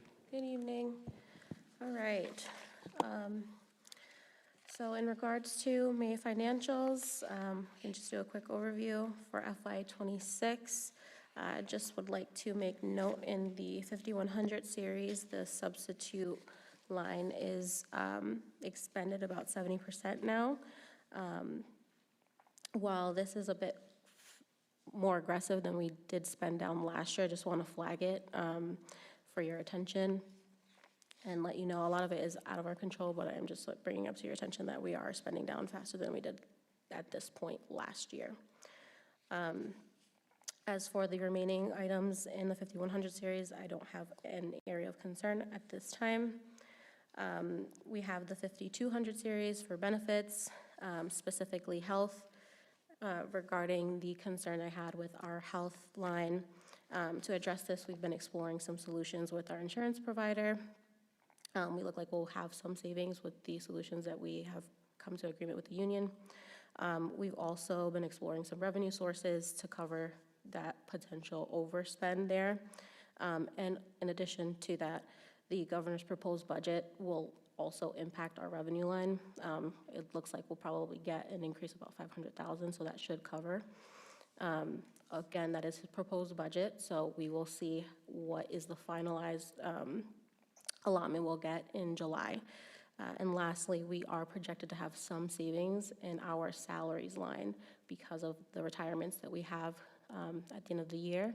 We budgeted those top step employees for the entire year, including to the summer, up until the end of the fiscal year. So I do suspect that there will be some savings there, and hopefully that will help cover some of this healthcare concern. With that being said, I do think reevaluating where we're at in July is a good step. The next move, I don't want to cause any concern at this point, but that is a plan. I think maybe doing a formal budget amendment to move what is projected to be an increase in our revenue and allocate it to that health line. However, for now, that's the plan. Just wanted to give you guys an update there. As for the 5300 series, I do want to flag that there are some overspends. However, that's for the speech, OT, and psychologists. You do see those overspend, but that's just because we had some vacancies. These were positions that we moved into the salaries line. So from my understanding, there was some challenges getting those positions filled, and that's why you see those a bit overspend. I also would like to flag that we are keeping a line on the 53,222, 53,201. We're just keeping an eye on those. I'm not super concerned about those right now, but I did want to bring that to your attention. And then there is the 53,406 line. That is something I did flag at the beginning of the school year. We have the truancy officer who was originally budgeted in the salaries line has requested to be a 1099. So we have placed them there. And so you'll see that as an overspend on that line, but it is 100% budgeted for. It's just allotted in the salaries line. It is a cost savings to us because we do not have to spend any payroll tax associated with this position as a 1099. So as for the 5400 series, I don't have anything significant to note, as well as the 5500 series. I know transportation is a concern for a lot of districts right now. For us, we are doing okay. Not concerned at this point. I think because of the craft bill, we are seeing some savings here, and we're not at a point where I feel very concerned. I do know that fuel is going to be a concern at some point. However, in our reports, it just hasn't shown up yet. We're hoping that it won't. And then moving on to the 5600 series, nothing to report. I'm not super concerned about it. Schools have been making their end of year, next year stock up supplies. So we'll see a big jump for next month's report. You should see those come in. And as for the 5700 series, I also don't have anything to report. And again, as I mentioned for revenue, the governor's proposed budget does have a small increase that will impact us at the end of this year for the last 4 months.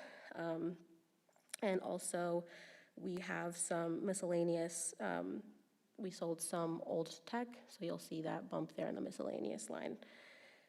As I mentioned before, we are working with the Enel, which is the demand response. So that is a new revenue source for us that is not currently budgeted in the revenue line. It is anticipated to get us 60,000 this year if we can meet the expectations. 60. Yep.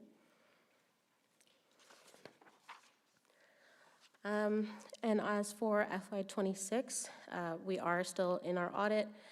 We did make some adjusting entries, so you'll see some changes in the salary and fringe line, but it does not affect our bottom line right now. We are in the black. We have a small surplus. I don't know if it'll stick. We are still getting, going through review with our auditor, so I don't have anything significant to report as for FY25. I did want to highlight that, give you guys an update on our new payroll implementation system. We are testing. We've been testing all month. We'll be testing next month as well. We're on track to have a successful implementation in July, so we're really excited about that. Just wanted to acknowledge my team in the finance office who has really supported this work and also still been able to complete their regular task work in addition to that. So I wanted to recognize their hard work and dedication. Yep. Any questions? Through the chair, I had three questions. As far as the capital revolving fund, yep. Can you update us on what our projected obligations is versus our actual balance, what that would be? Yes. Roughly? Yeah, so we have committed to projects, and those are part of the RIDE-approved projects that we have committed to. I think at this point, I'm sorry, I wasn't prepared with the solid number. I believe we have about 3 million. Current in cash, we have about 2 million. So there is about 1.4 that we do not have available cash-wise. It's just under 1.5. It's just about under 1.5, Just yes. so everyone Sorry, can I don't have understand the that. exact numbers with me right now. Yeah. So those are all pre-approved projects through RIDE. They are reimbursable projects. And it's just a matter of how we want to prioritize which ones to do first, and also if we need to make an ask to fund our capital revolving fund again with the city council. Yeah. My next question is, could you update, well, could you get to us, I was wondering as far as our cash balances, what unrestricted versus the restricted funds are? Yeah. You can update us later on that, but I was wondering. Yeah, I can give you a quick detail. Unrestricted is our local fund that we get from the city, as well as some of our state aid is considered unrestricted. Some of the funding that we get from the state aid RIDE is restricted. A good example would be MLL, some of our special education, high-cost expenses. And then restricted would be anything that it's coming from a grant funder. So a lot of our federal funds, anything that has some type of compliance to it is what would be considered restricted. And I can get you guys a detail on what exactly those are. Thank you. And my last question is, as far as, where is it? Cash flow. I know it's still early, but do you anticipate any problems at this point, or just so we're aware of it? Yeah, I think right now we're okay. July is a difficult month for us because we have to do all of the retirement allocations. So we front load all of that at the end of the year for retirees, and that's all teachers that we have to do. So that's a really difficult month, and then we also do not get the full allotment from RIDE. They have a pay schedule, and July is one month where we only get, I think, half of it, maybe a little bit less. So that is our difficult month. I will acknowledge that Glenda, the finance director at the city, has been really helpful. Whenever we are having some cash troubles, they are able to help us out. So I'm not super concerned. We have been developing a good relationship with them. Thank you.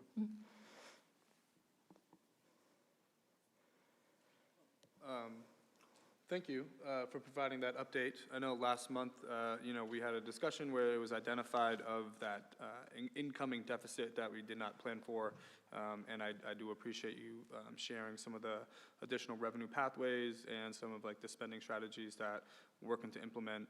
And I think the having planning to have a July meeting where we can really kind of sit down and focus and reevaluate once we're able to get updated information from the governor's proposal will be really beneficial. So thank you for taking that. Through the chair. You may not have it with you, and I apologize, I meant to email you earlier. Do we have any school lunch debt? I usually bring it up around this time of year because it's graduation and, some years I'm surprised and we don't have any, but do you know off the top of the head how much? I do not know the exact number. We are So carrying can I just lunch throw debt. out a number? Is it more than $500? Yes. Okay. Could you email that to us? So wait, I want to just play higher or lower. Is it more than $1,000? Yes. Is it more than $10,000? Perhaps. Okay, so yeah. that's good. No, one year it was Yeah. more than $100,000, so Yeah. I'll play the game on, oh yeah, one year it was what, right? Right now, it could potentially be over $98,000. $10,000. It's 57,000 right now. There we go. 57,000 right now. How's that possible? I like the answer of almost Not 10,000. trying to, like. No, just- I mean, because we have either students that have not filled out the form, even though we repeatedly send the form through Parent Square. Jess has done an amazing Yes. job of contacting families when they owe. Kudos. But there are, I know it's like, as a family, a parent, I'm pretty sure my kids get school lunch, and I will say our school system on the day-to-day does not turn a child down who No. comes to school without No, a no, lunch. nor should it. And But so we should to- all to fill it out. Dr. Fran's point, there are children who either have not had the form filled out or who do not, qualify, and they come into school, they do not have a lunch. In our school system, we provide those students with lunches. Yep. Just that caught me off guard. I didn't mean to, I don't not think we expecting brought it that. up last year for whatever reason, but I like to Wow. remind people, because you can't graduate until you pay your dues, so let's make sure, if you're part of that $55,000. Through the chair, just real quickly, if you haven't, I would strongly encourage all our parents to apply regardless if they think they'll qualify or not. Please do.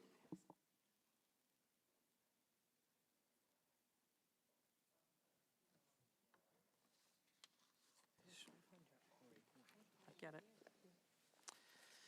Any other questions for Alex? Thank you, Alex.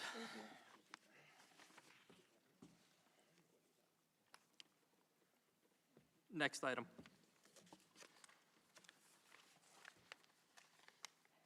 Policy Committee report, staff acceptance, use, and device care policy, first read.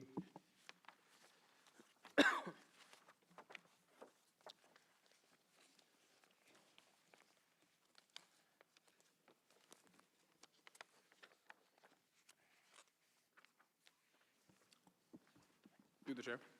Yes. So I was just hoping you might be able to, this is a brand-new policy, this is not a revision? And this is, when I was reading it before the meeting, this only has to do with the devices that we provide our teachers and administrative staff and everyone, not personal use devices. no, we don't put personal use devices on the network. Patrick's, the policy, and there's two separate policies, where before we had an acceptable use policy, but there's one for staff now and there's one for students. Yeah, before they were on the same one, and it didn't really make a whole lot of sense because they're using the devices so differently. So having a different acceptable use policy seemed prudent. I think we started it. Yeah, Patrick, can we change it to 2026 at the top? Yeah. Okay, that's it, okay.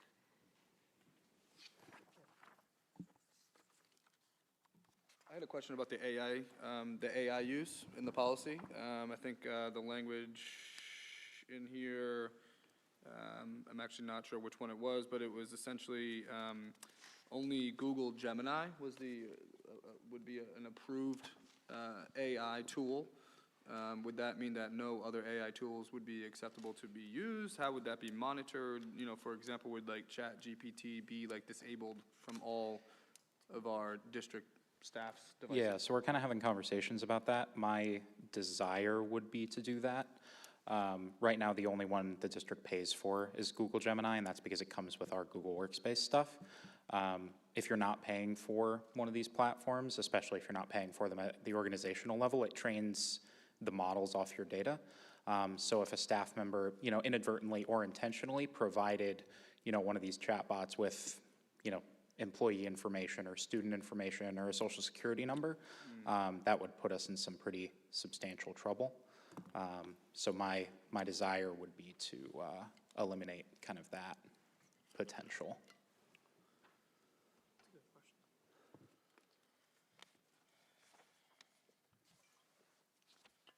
Are there any other questions?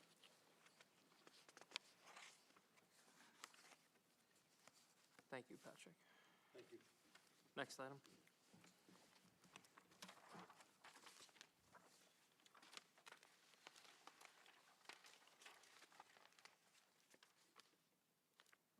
Maybe we might need Patrick again.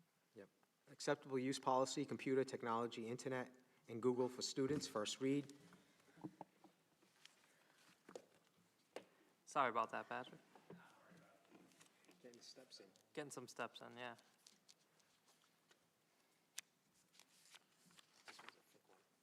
Yeah. Any questions for Patrick with regard to this policy?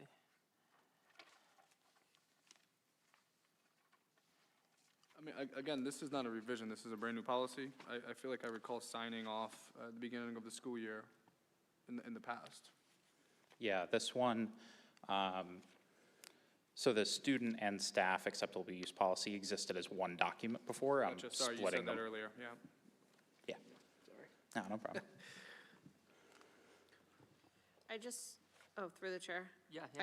I just want to confirm that it does say about end of the year, all students, okay, so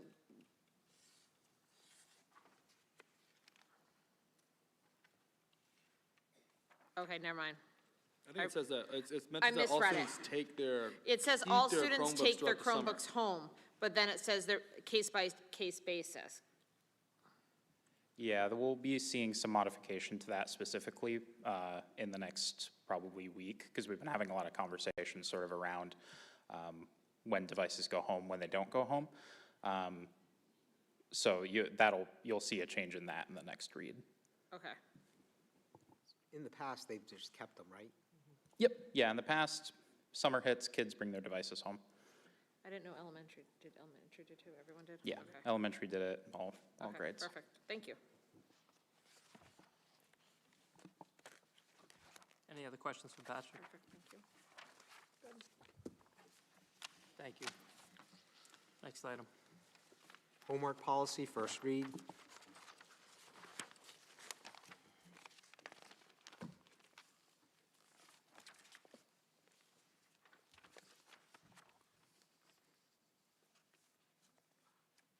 I just wanted to note this one hadn't been updated in quite some time. Yeah, Yeah, this one was an oldie. it's originally from 1963, but it So- was so there was a lot revised of in language. 2001. Some of that was Language a that- little bit outdated, just a little bit. Any questions about this policy?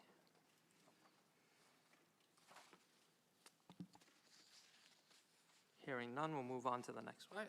Oh. Through the chair, I have a question, kind of more about the philosophy aspect of homework overall in our district. There is a teacher at in my children's school who provides homework, and it's a great opportunity. It's not it's elementary level. It's one page of like 8 math questions on it. It keeps the children engaged. For that level, I think it's very appropriate. The majority of teachers do not give out homework. And so I was just wondering, like, is there an overall district philosophy of, like, when, like, in elementary school, 5th grade children who are not receiving homework are then going to be going to middle school, where it's then going to become, more work that they're not used to. So is there just, like, I'm just kind of curious overall on the overall district's philosophy on providing homework. Is that just teacher by teacher? Yep. And so like the teacher makes that determination if they want to provide homework or not. And that's across the district, all the way up through 12th grade?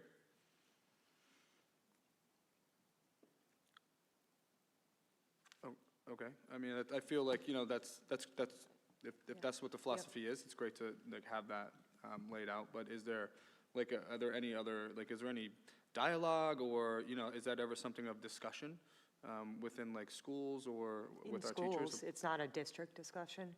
You know, there are teams, I think, like at the, like middle school teams that decide or that will work together to do that. I mean, usually grade levels too, like, but it's not a consistent, you will give homework or you won't give homework. I mean, homework should be purposeful if we're giving it to students, and it should be reinforcing the skills that they've been taught.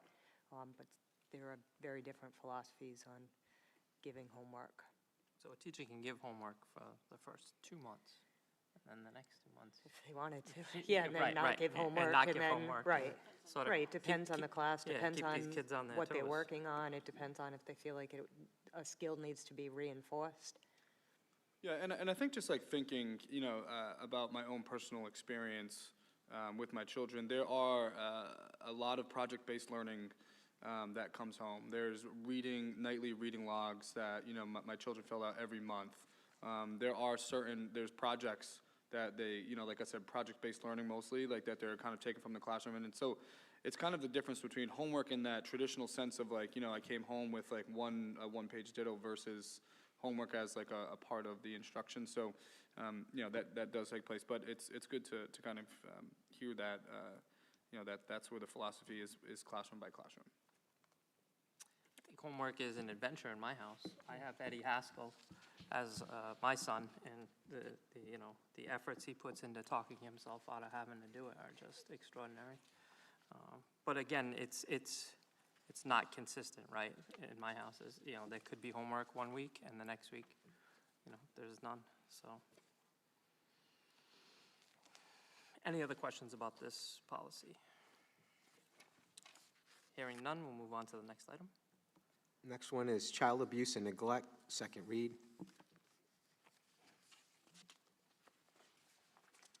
Did we make any revisions from last time? No. No revisions from the first read. There was no changes made from the first read? No, none.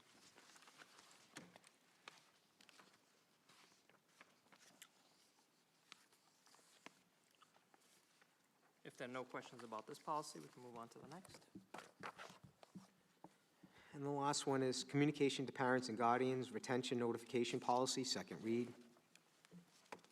Don't believe there were any changes on this one, is that correct? No. So there were no changes made to this policy from the first read.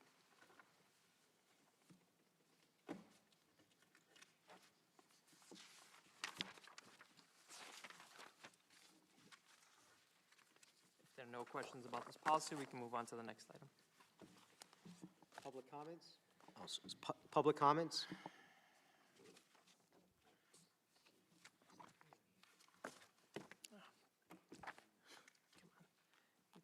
think I missed a chance to fucking campaign.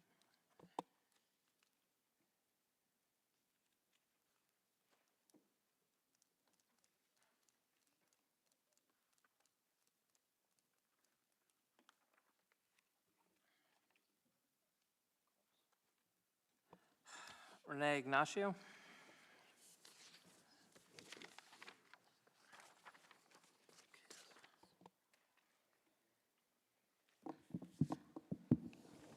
Good evening.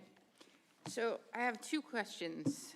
Back in March, on the March 10th meeting, Alex had stated in line item number 52290, I don't know if you guys have that on your budget thing, but I have a copy from online that's on the school department website. She said there was a credit of $6,000. It's in the meeting minutes. Renee, can you repeat that? 5-2 what? 52290.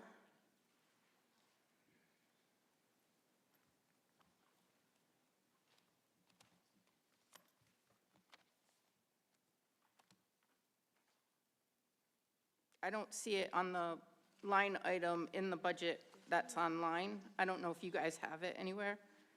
And I was just wondering what the credit of 6,000 was. Ryan, if you want to see. Yeah, so, yeah, Dr. Ferrand said if you can email her the question, she'll be able to take care of that. Yep. Okay.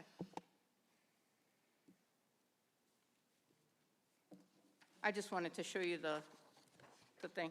So the other thing I wanted to let you guys know, I've been watching a lot of the laws come down, so Jess, I'm sorry because I didn't see that you had the GPS for the school buses on the thing. But I just wanted you to know that it's a new bill that's coming out for the parent GPS systems to be able to track the kids on their school buses. It was introduced in January on the 30th, and as of 4:30, it's being held for further study. So, you know, I'm all about the safety of the kids and everything, but the parent app is a really good thing for the school buses. Ocean State Transit's RFP has it listed as yes, they have it, and yes, it's supposed to be available.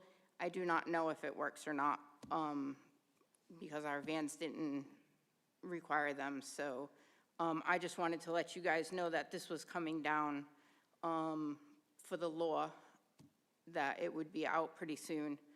So I think the parent app is a good thing. I know we used to have it with Zonar with First Student, and the bus drivers did not like it because nobody wants them to track their buses. But I think it would alleviate a lot of phone calls from the parents to the bus company or to Diana at the school department, so that everybody knows where their child's bus is and where they're getting off. So, but that was it. Thank you. Thank you. Next item. Discussion, action items, discussion kindergarten, enrollment numbers. Did we cover that already? No. Ms. Boucher? So usually this time of year, we just discuss if numbers are on trend, if we're expecting, if they're historically on trend, or we are concerned that they're over, under. That's all. We have 336 currently registered right now, which is high for this time of year, but I do think that we have done a lot of outreach. They've gone to the preschools in the city. We've registered all of our pre-K students coming up to kindergarten. So I anticipate maybe another 20 based on our demographic projections. But I do think it's helpful that we have so many that have registered early, because it allows us to make placements sooner. Based on that information, I'm going to bite the bullet and ask, based on the numbers and where we're at, are we concerned where the locations are at this moment? No. So this does not include students that will be placed in other schools for services, whether it's MLL or whether it's special education services. So those numbers haven't come out of these numbers yet. So there will be some movement. I mean, so I think we did open an additional kindergarten class this year, which should help bring the numbers down a little bit. So I'm not concerned about the numbers right now. Thank you. Any other questions? Next item. Update on bus camera citations, Mr. Lewis? Nope. I think we skipped GPS on school buses. I'm sorry. That's all right. Discussion, GPS on school buses, Ms. Boucher? Sorry. So this came up at the EPLAC meeting as well, and Diana was awesome and wrote back to me immediately, because we did have them in 2015. I do remember having Safe Stop app, and my child has been off the bus for quite a while, and I didn't know if we had it, and she immediately wrote back, no. I did know about the bill that they were putting forward. However, further study can go on for, I mean, the State House could put further study for 20 years, and then they push it back, it goes at the end of the year, and then it's gone. So this recent conversation I had with a parent at EPLAC meeting was concerns and questions were raised about whether the district currently uses it, and if they didn't, if we had discussion about doing it. And we, as a school committee, have not had the discussion about it. So I thought I'd put it on the agenda tonight, and we could have that discussion. So thank you for coming. Hello, everyone. Hello. So I've been talking with Ocean State in regards to trying to figure out what we can do, because we did have Safe Stop, and then after COVID, the company closed down, couldn't find anybody else to perform the tracking that we wanted. There were companies out there, whether they didn't call back or they just didn't have what I was looking, or what we were looking for. So in talking with Andy Donnelly, we said something's got to happen because this has become an issue. People have become accustomed to using it. So when, it's hard to have something in place and then take it away. So having said that, they have Tyler Technologies, and they do have a tracking system which is called MyRide K through 12. So we will be making sure that that's in place over the summer for parents to use, and it's an app. You can either go online or you can use the app to register your student. It goes by SACID number and then your information as far as address. And I've seen a copy or an example of what it looks like, and you can actually see the little bus move all across town. So it's a little bit more user-friendly. I think it's a little bit even more, it's a little quicker with regards to time-wise of being able to get the information. It's MyRide K through 12 or K-12. And it's not up yet, so don't go on it. Is that an additional cost to the district? No, it is not. No, I hammered them for that. Only because we had Safe Stop before. I was like, you can't have Safe Stop, take it away, and then not have it, so. Through the chair. Thank you. I have not, I do not have any, visibility on these types of apps. So I was wondering if you could just maybe walk us through, what, security measures are, how the app functions. Is anyone able to register themselves or you said through a student's number, Right. and so therefore you register as a parent, so very similar to Parent Square. You register as the parent to a child, and then you're the only one getting that Correct. information, so the parent would be the only one having the information That is for correct. their specific child. Correct. It wouldn't be every parent in the district can look at any single bus they want. No. It would just be that one It's specific. it's through their SACID number of their student, and then it is what bus they have. So they can't look at any other children. They can't go on to anybody else's application. So it's pretty secure.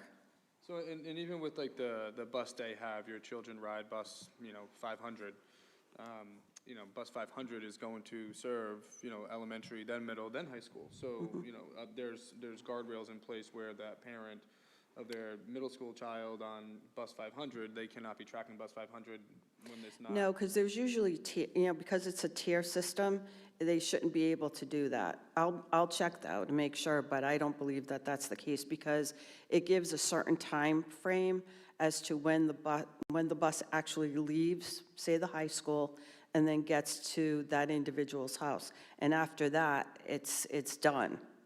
It's not like it keeps on, you keep on watching it loop around. You can't pull it back up 5 minutes later and then keep tracking the bus? No. Okay. No. Although we don't have GPS on the buses, I do appreciate the communication that's happening. I can only speak for my children, but when we get notified whenever there's going to be a bus, the bus is late, well, they'll let us know that it's just leaving the school, so then we know when to anticipate them. But I do appreciate that happening on Parent Square. Oh, thanks. Well, we had, we knew that there was an issue there. There was a time lapse. So we have something internally that you can chat with different individuals, different schools, and we set one up for transportation. So as soon as we get the information, it goes out to the schools. Sometimes we're able to call the parent and put a parent square out there. Sometimes we're able to just let the school know, and they will notify the parents. But thank you.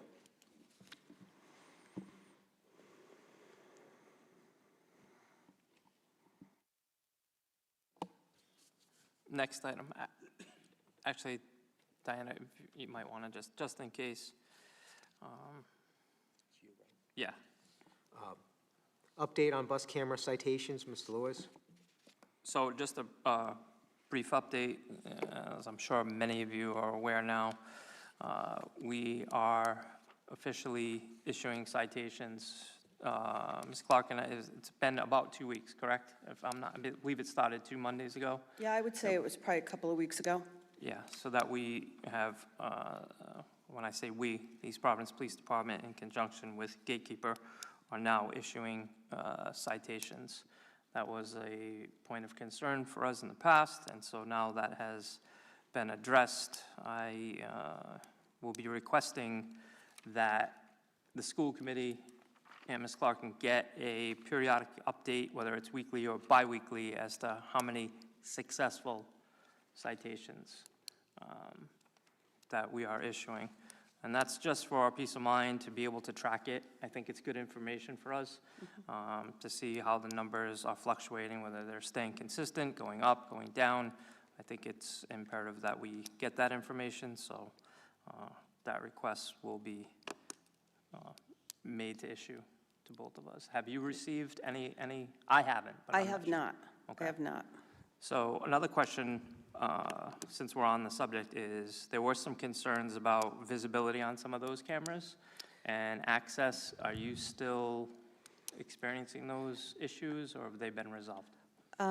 Well, I haven't had to look at the cameras all that much recently. We did have a couple of issues, and I was able to resolve them.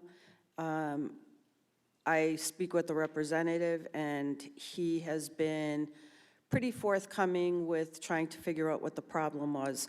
So I think we've got it resolved, but I have a feeling that it's going to pop up once in a while.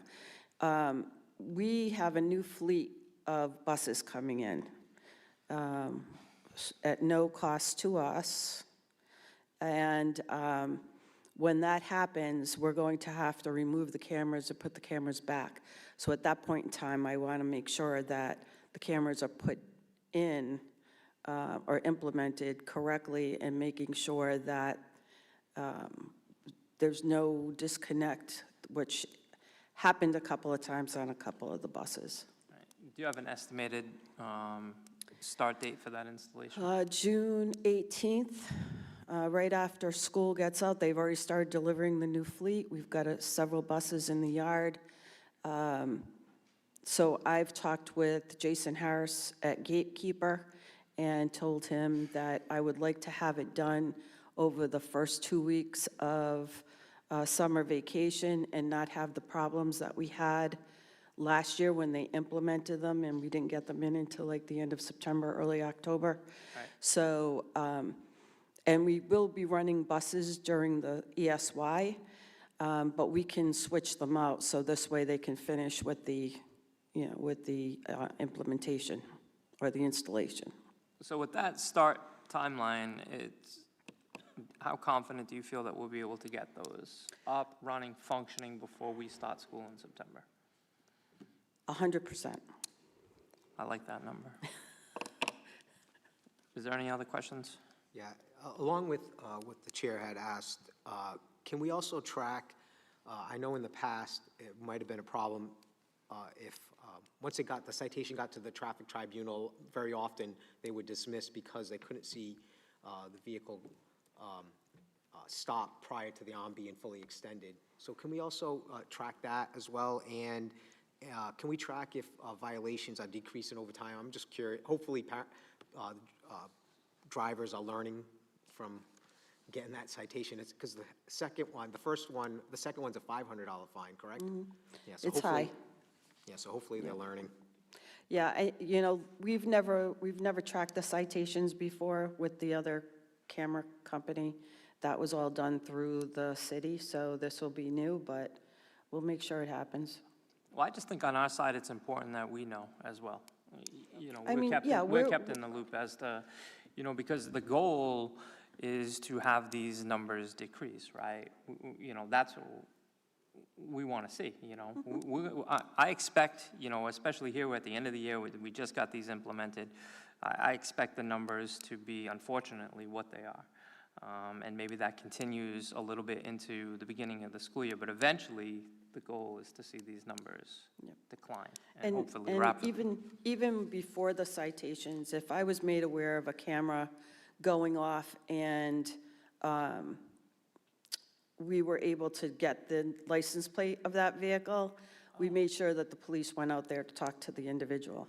So you can do that. So do you get an alert for? I do not. Okay. What happens is I'll get a call from, say, a bystander or a school or principal or whatever, and they'll say, this car, a black car went through the lights when the school bus was parked and the red lights were on. I'm able to go into the cameras and check the video footage, and we were able to do that twice. Dr. Fran, you might have even seen a school committee member get out of their vehicle on the camera, right, and chase a car down? Yeah. That's good that we have that feature, though, that you're able to do that, and somebody can report that, and the police can still go out and talk to that individual. Yeah, and that's what they do. They'll go out and they'll talk to the individual to ask them what happened. We have the footage. So usually they don't deny it. Are they given a ticket at that point in time? No. But at least it makes them aware that you were on school property or you were in proximity to the school. So therefore, to be a little bit more careful going forward.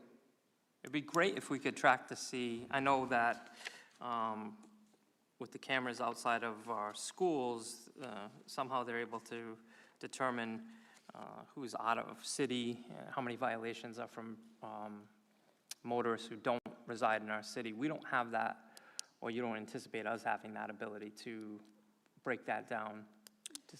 I would imagine that once the citation is made, you'd be able to tell who's in the city and who isn't. Yeah, I'd like to get that information too. Okay. I think that would be important. I know we're asking for a lot, but I think it's important. I think the other cameras in the city, they say that the majority of them are from outside, but I don't know. The two that we caught were from inside the city. No, and I suspect you'll probably see a good portion of it will be, but it would be nice to just have that data, I think. And besides that, drivers can also report to that a driver had passed them, or? Yeah, we've had that happen too, where we had a bus. I was getting daily calls about a bus that was parked on Bullocks Point Road, and it wasn't one of our buses, but we were able to get that resolved because he was able to give me the license plate and the first student number, and I called the yard, and they were able to take care of it. Thank you. I see you waving in the crowd. I'm not quite sure who you are, but you're Jason Harris. Come on down. Good.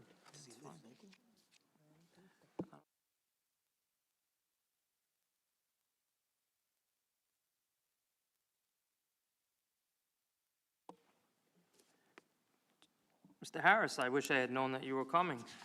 Thank you. Yes, it was a last-minute thing that we wanted to be here to support you. Just to give you a quick, brief update, over the last 2 weeks, we've captured 93 infractions.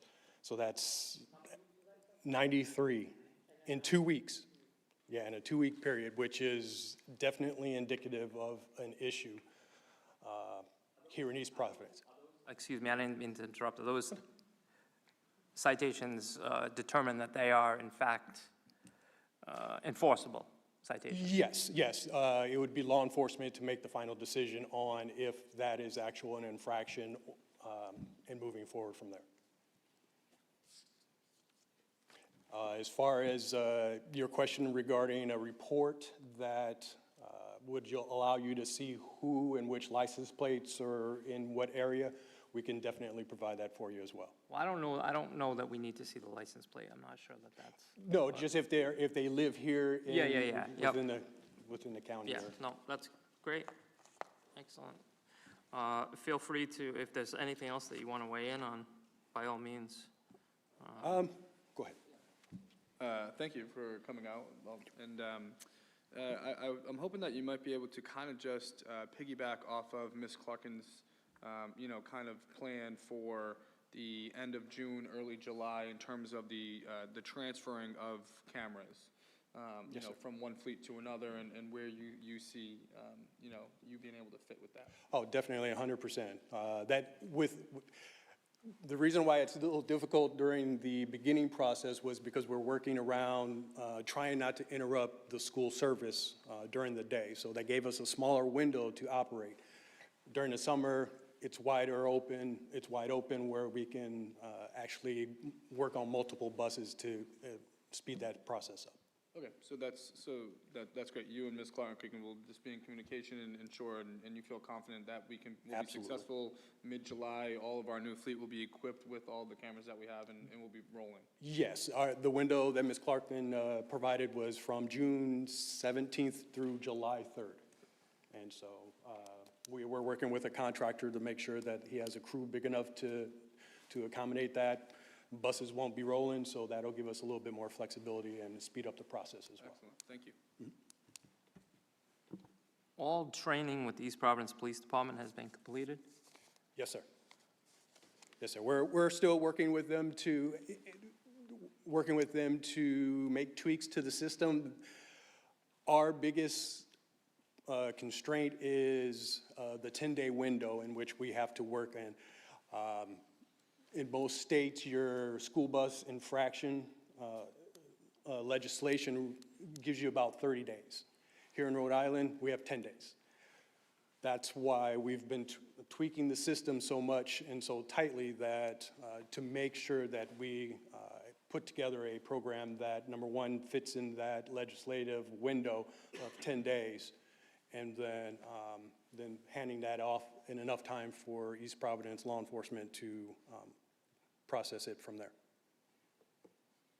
How soon do they receive the citation? Like, once the East Providence Police Department determines, yes, this is a successful citation, we're going to issue it, what's the turnaround time in which that offender receives the citation? Speaking with Lieutenant Justin, as soon as they're receiving them and they're approved, they have an affidavit and some paperwork that have to meet the legislation, and they're sending those out. So I would say East Providence law enforcement's turning those around within 24 hours or so. Excellent. Any other questions? Now's the time, if you have any. Well, again, I did not know. That's fine. I did not know that you were coming. I would have certainly moved that agenda item up if I had known you were here. But I do appreciate. That's fine. I'm glad to be here, and our mission is to work alongside with you to, number one, drive that driver behavior down and to respect the school buses when the stop arm is deployed. Every time a citation or a violation happens, that's putting a child at risk, and that's what we don't want. So. Absolutely. Well, thank you again for coming out. I appreciate it.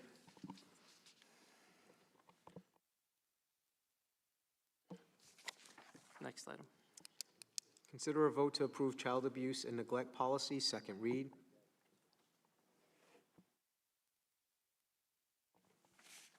I'll entertain a motion to approve. I'll make a motion to approve. I'll second. All those in favor signify by saying aye. Aye. Any opposed? The ayes have it. Next item. Consider a vote to approve communication to parents, guardians, retention notification policy, second read. I will entertain a motion to approve. I'll make a motion to approve. I'll second.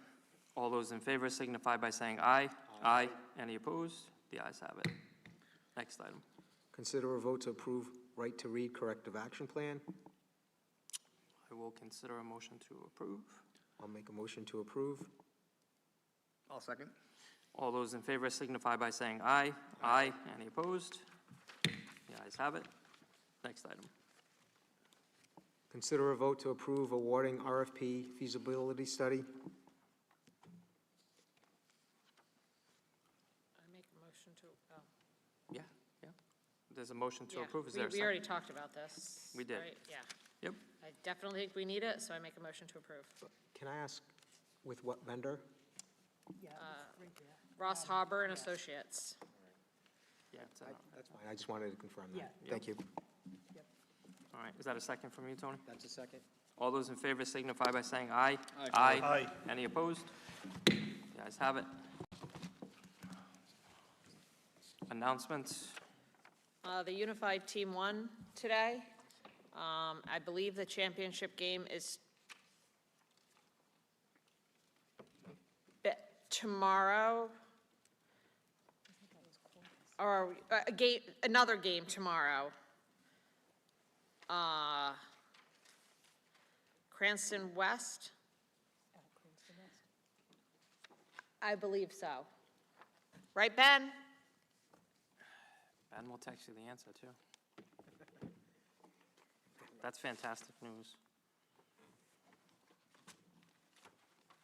Dr. Fran, did you have anything for announcements?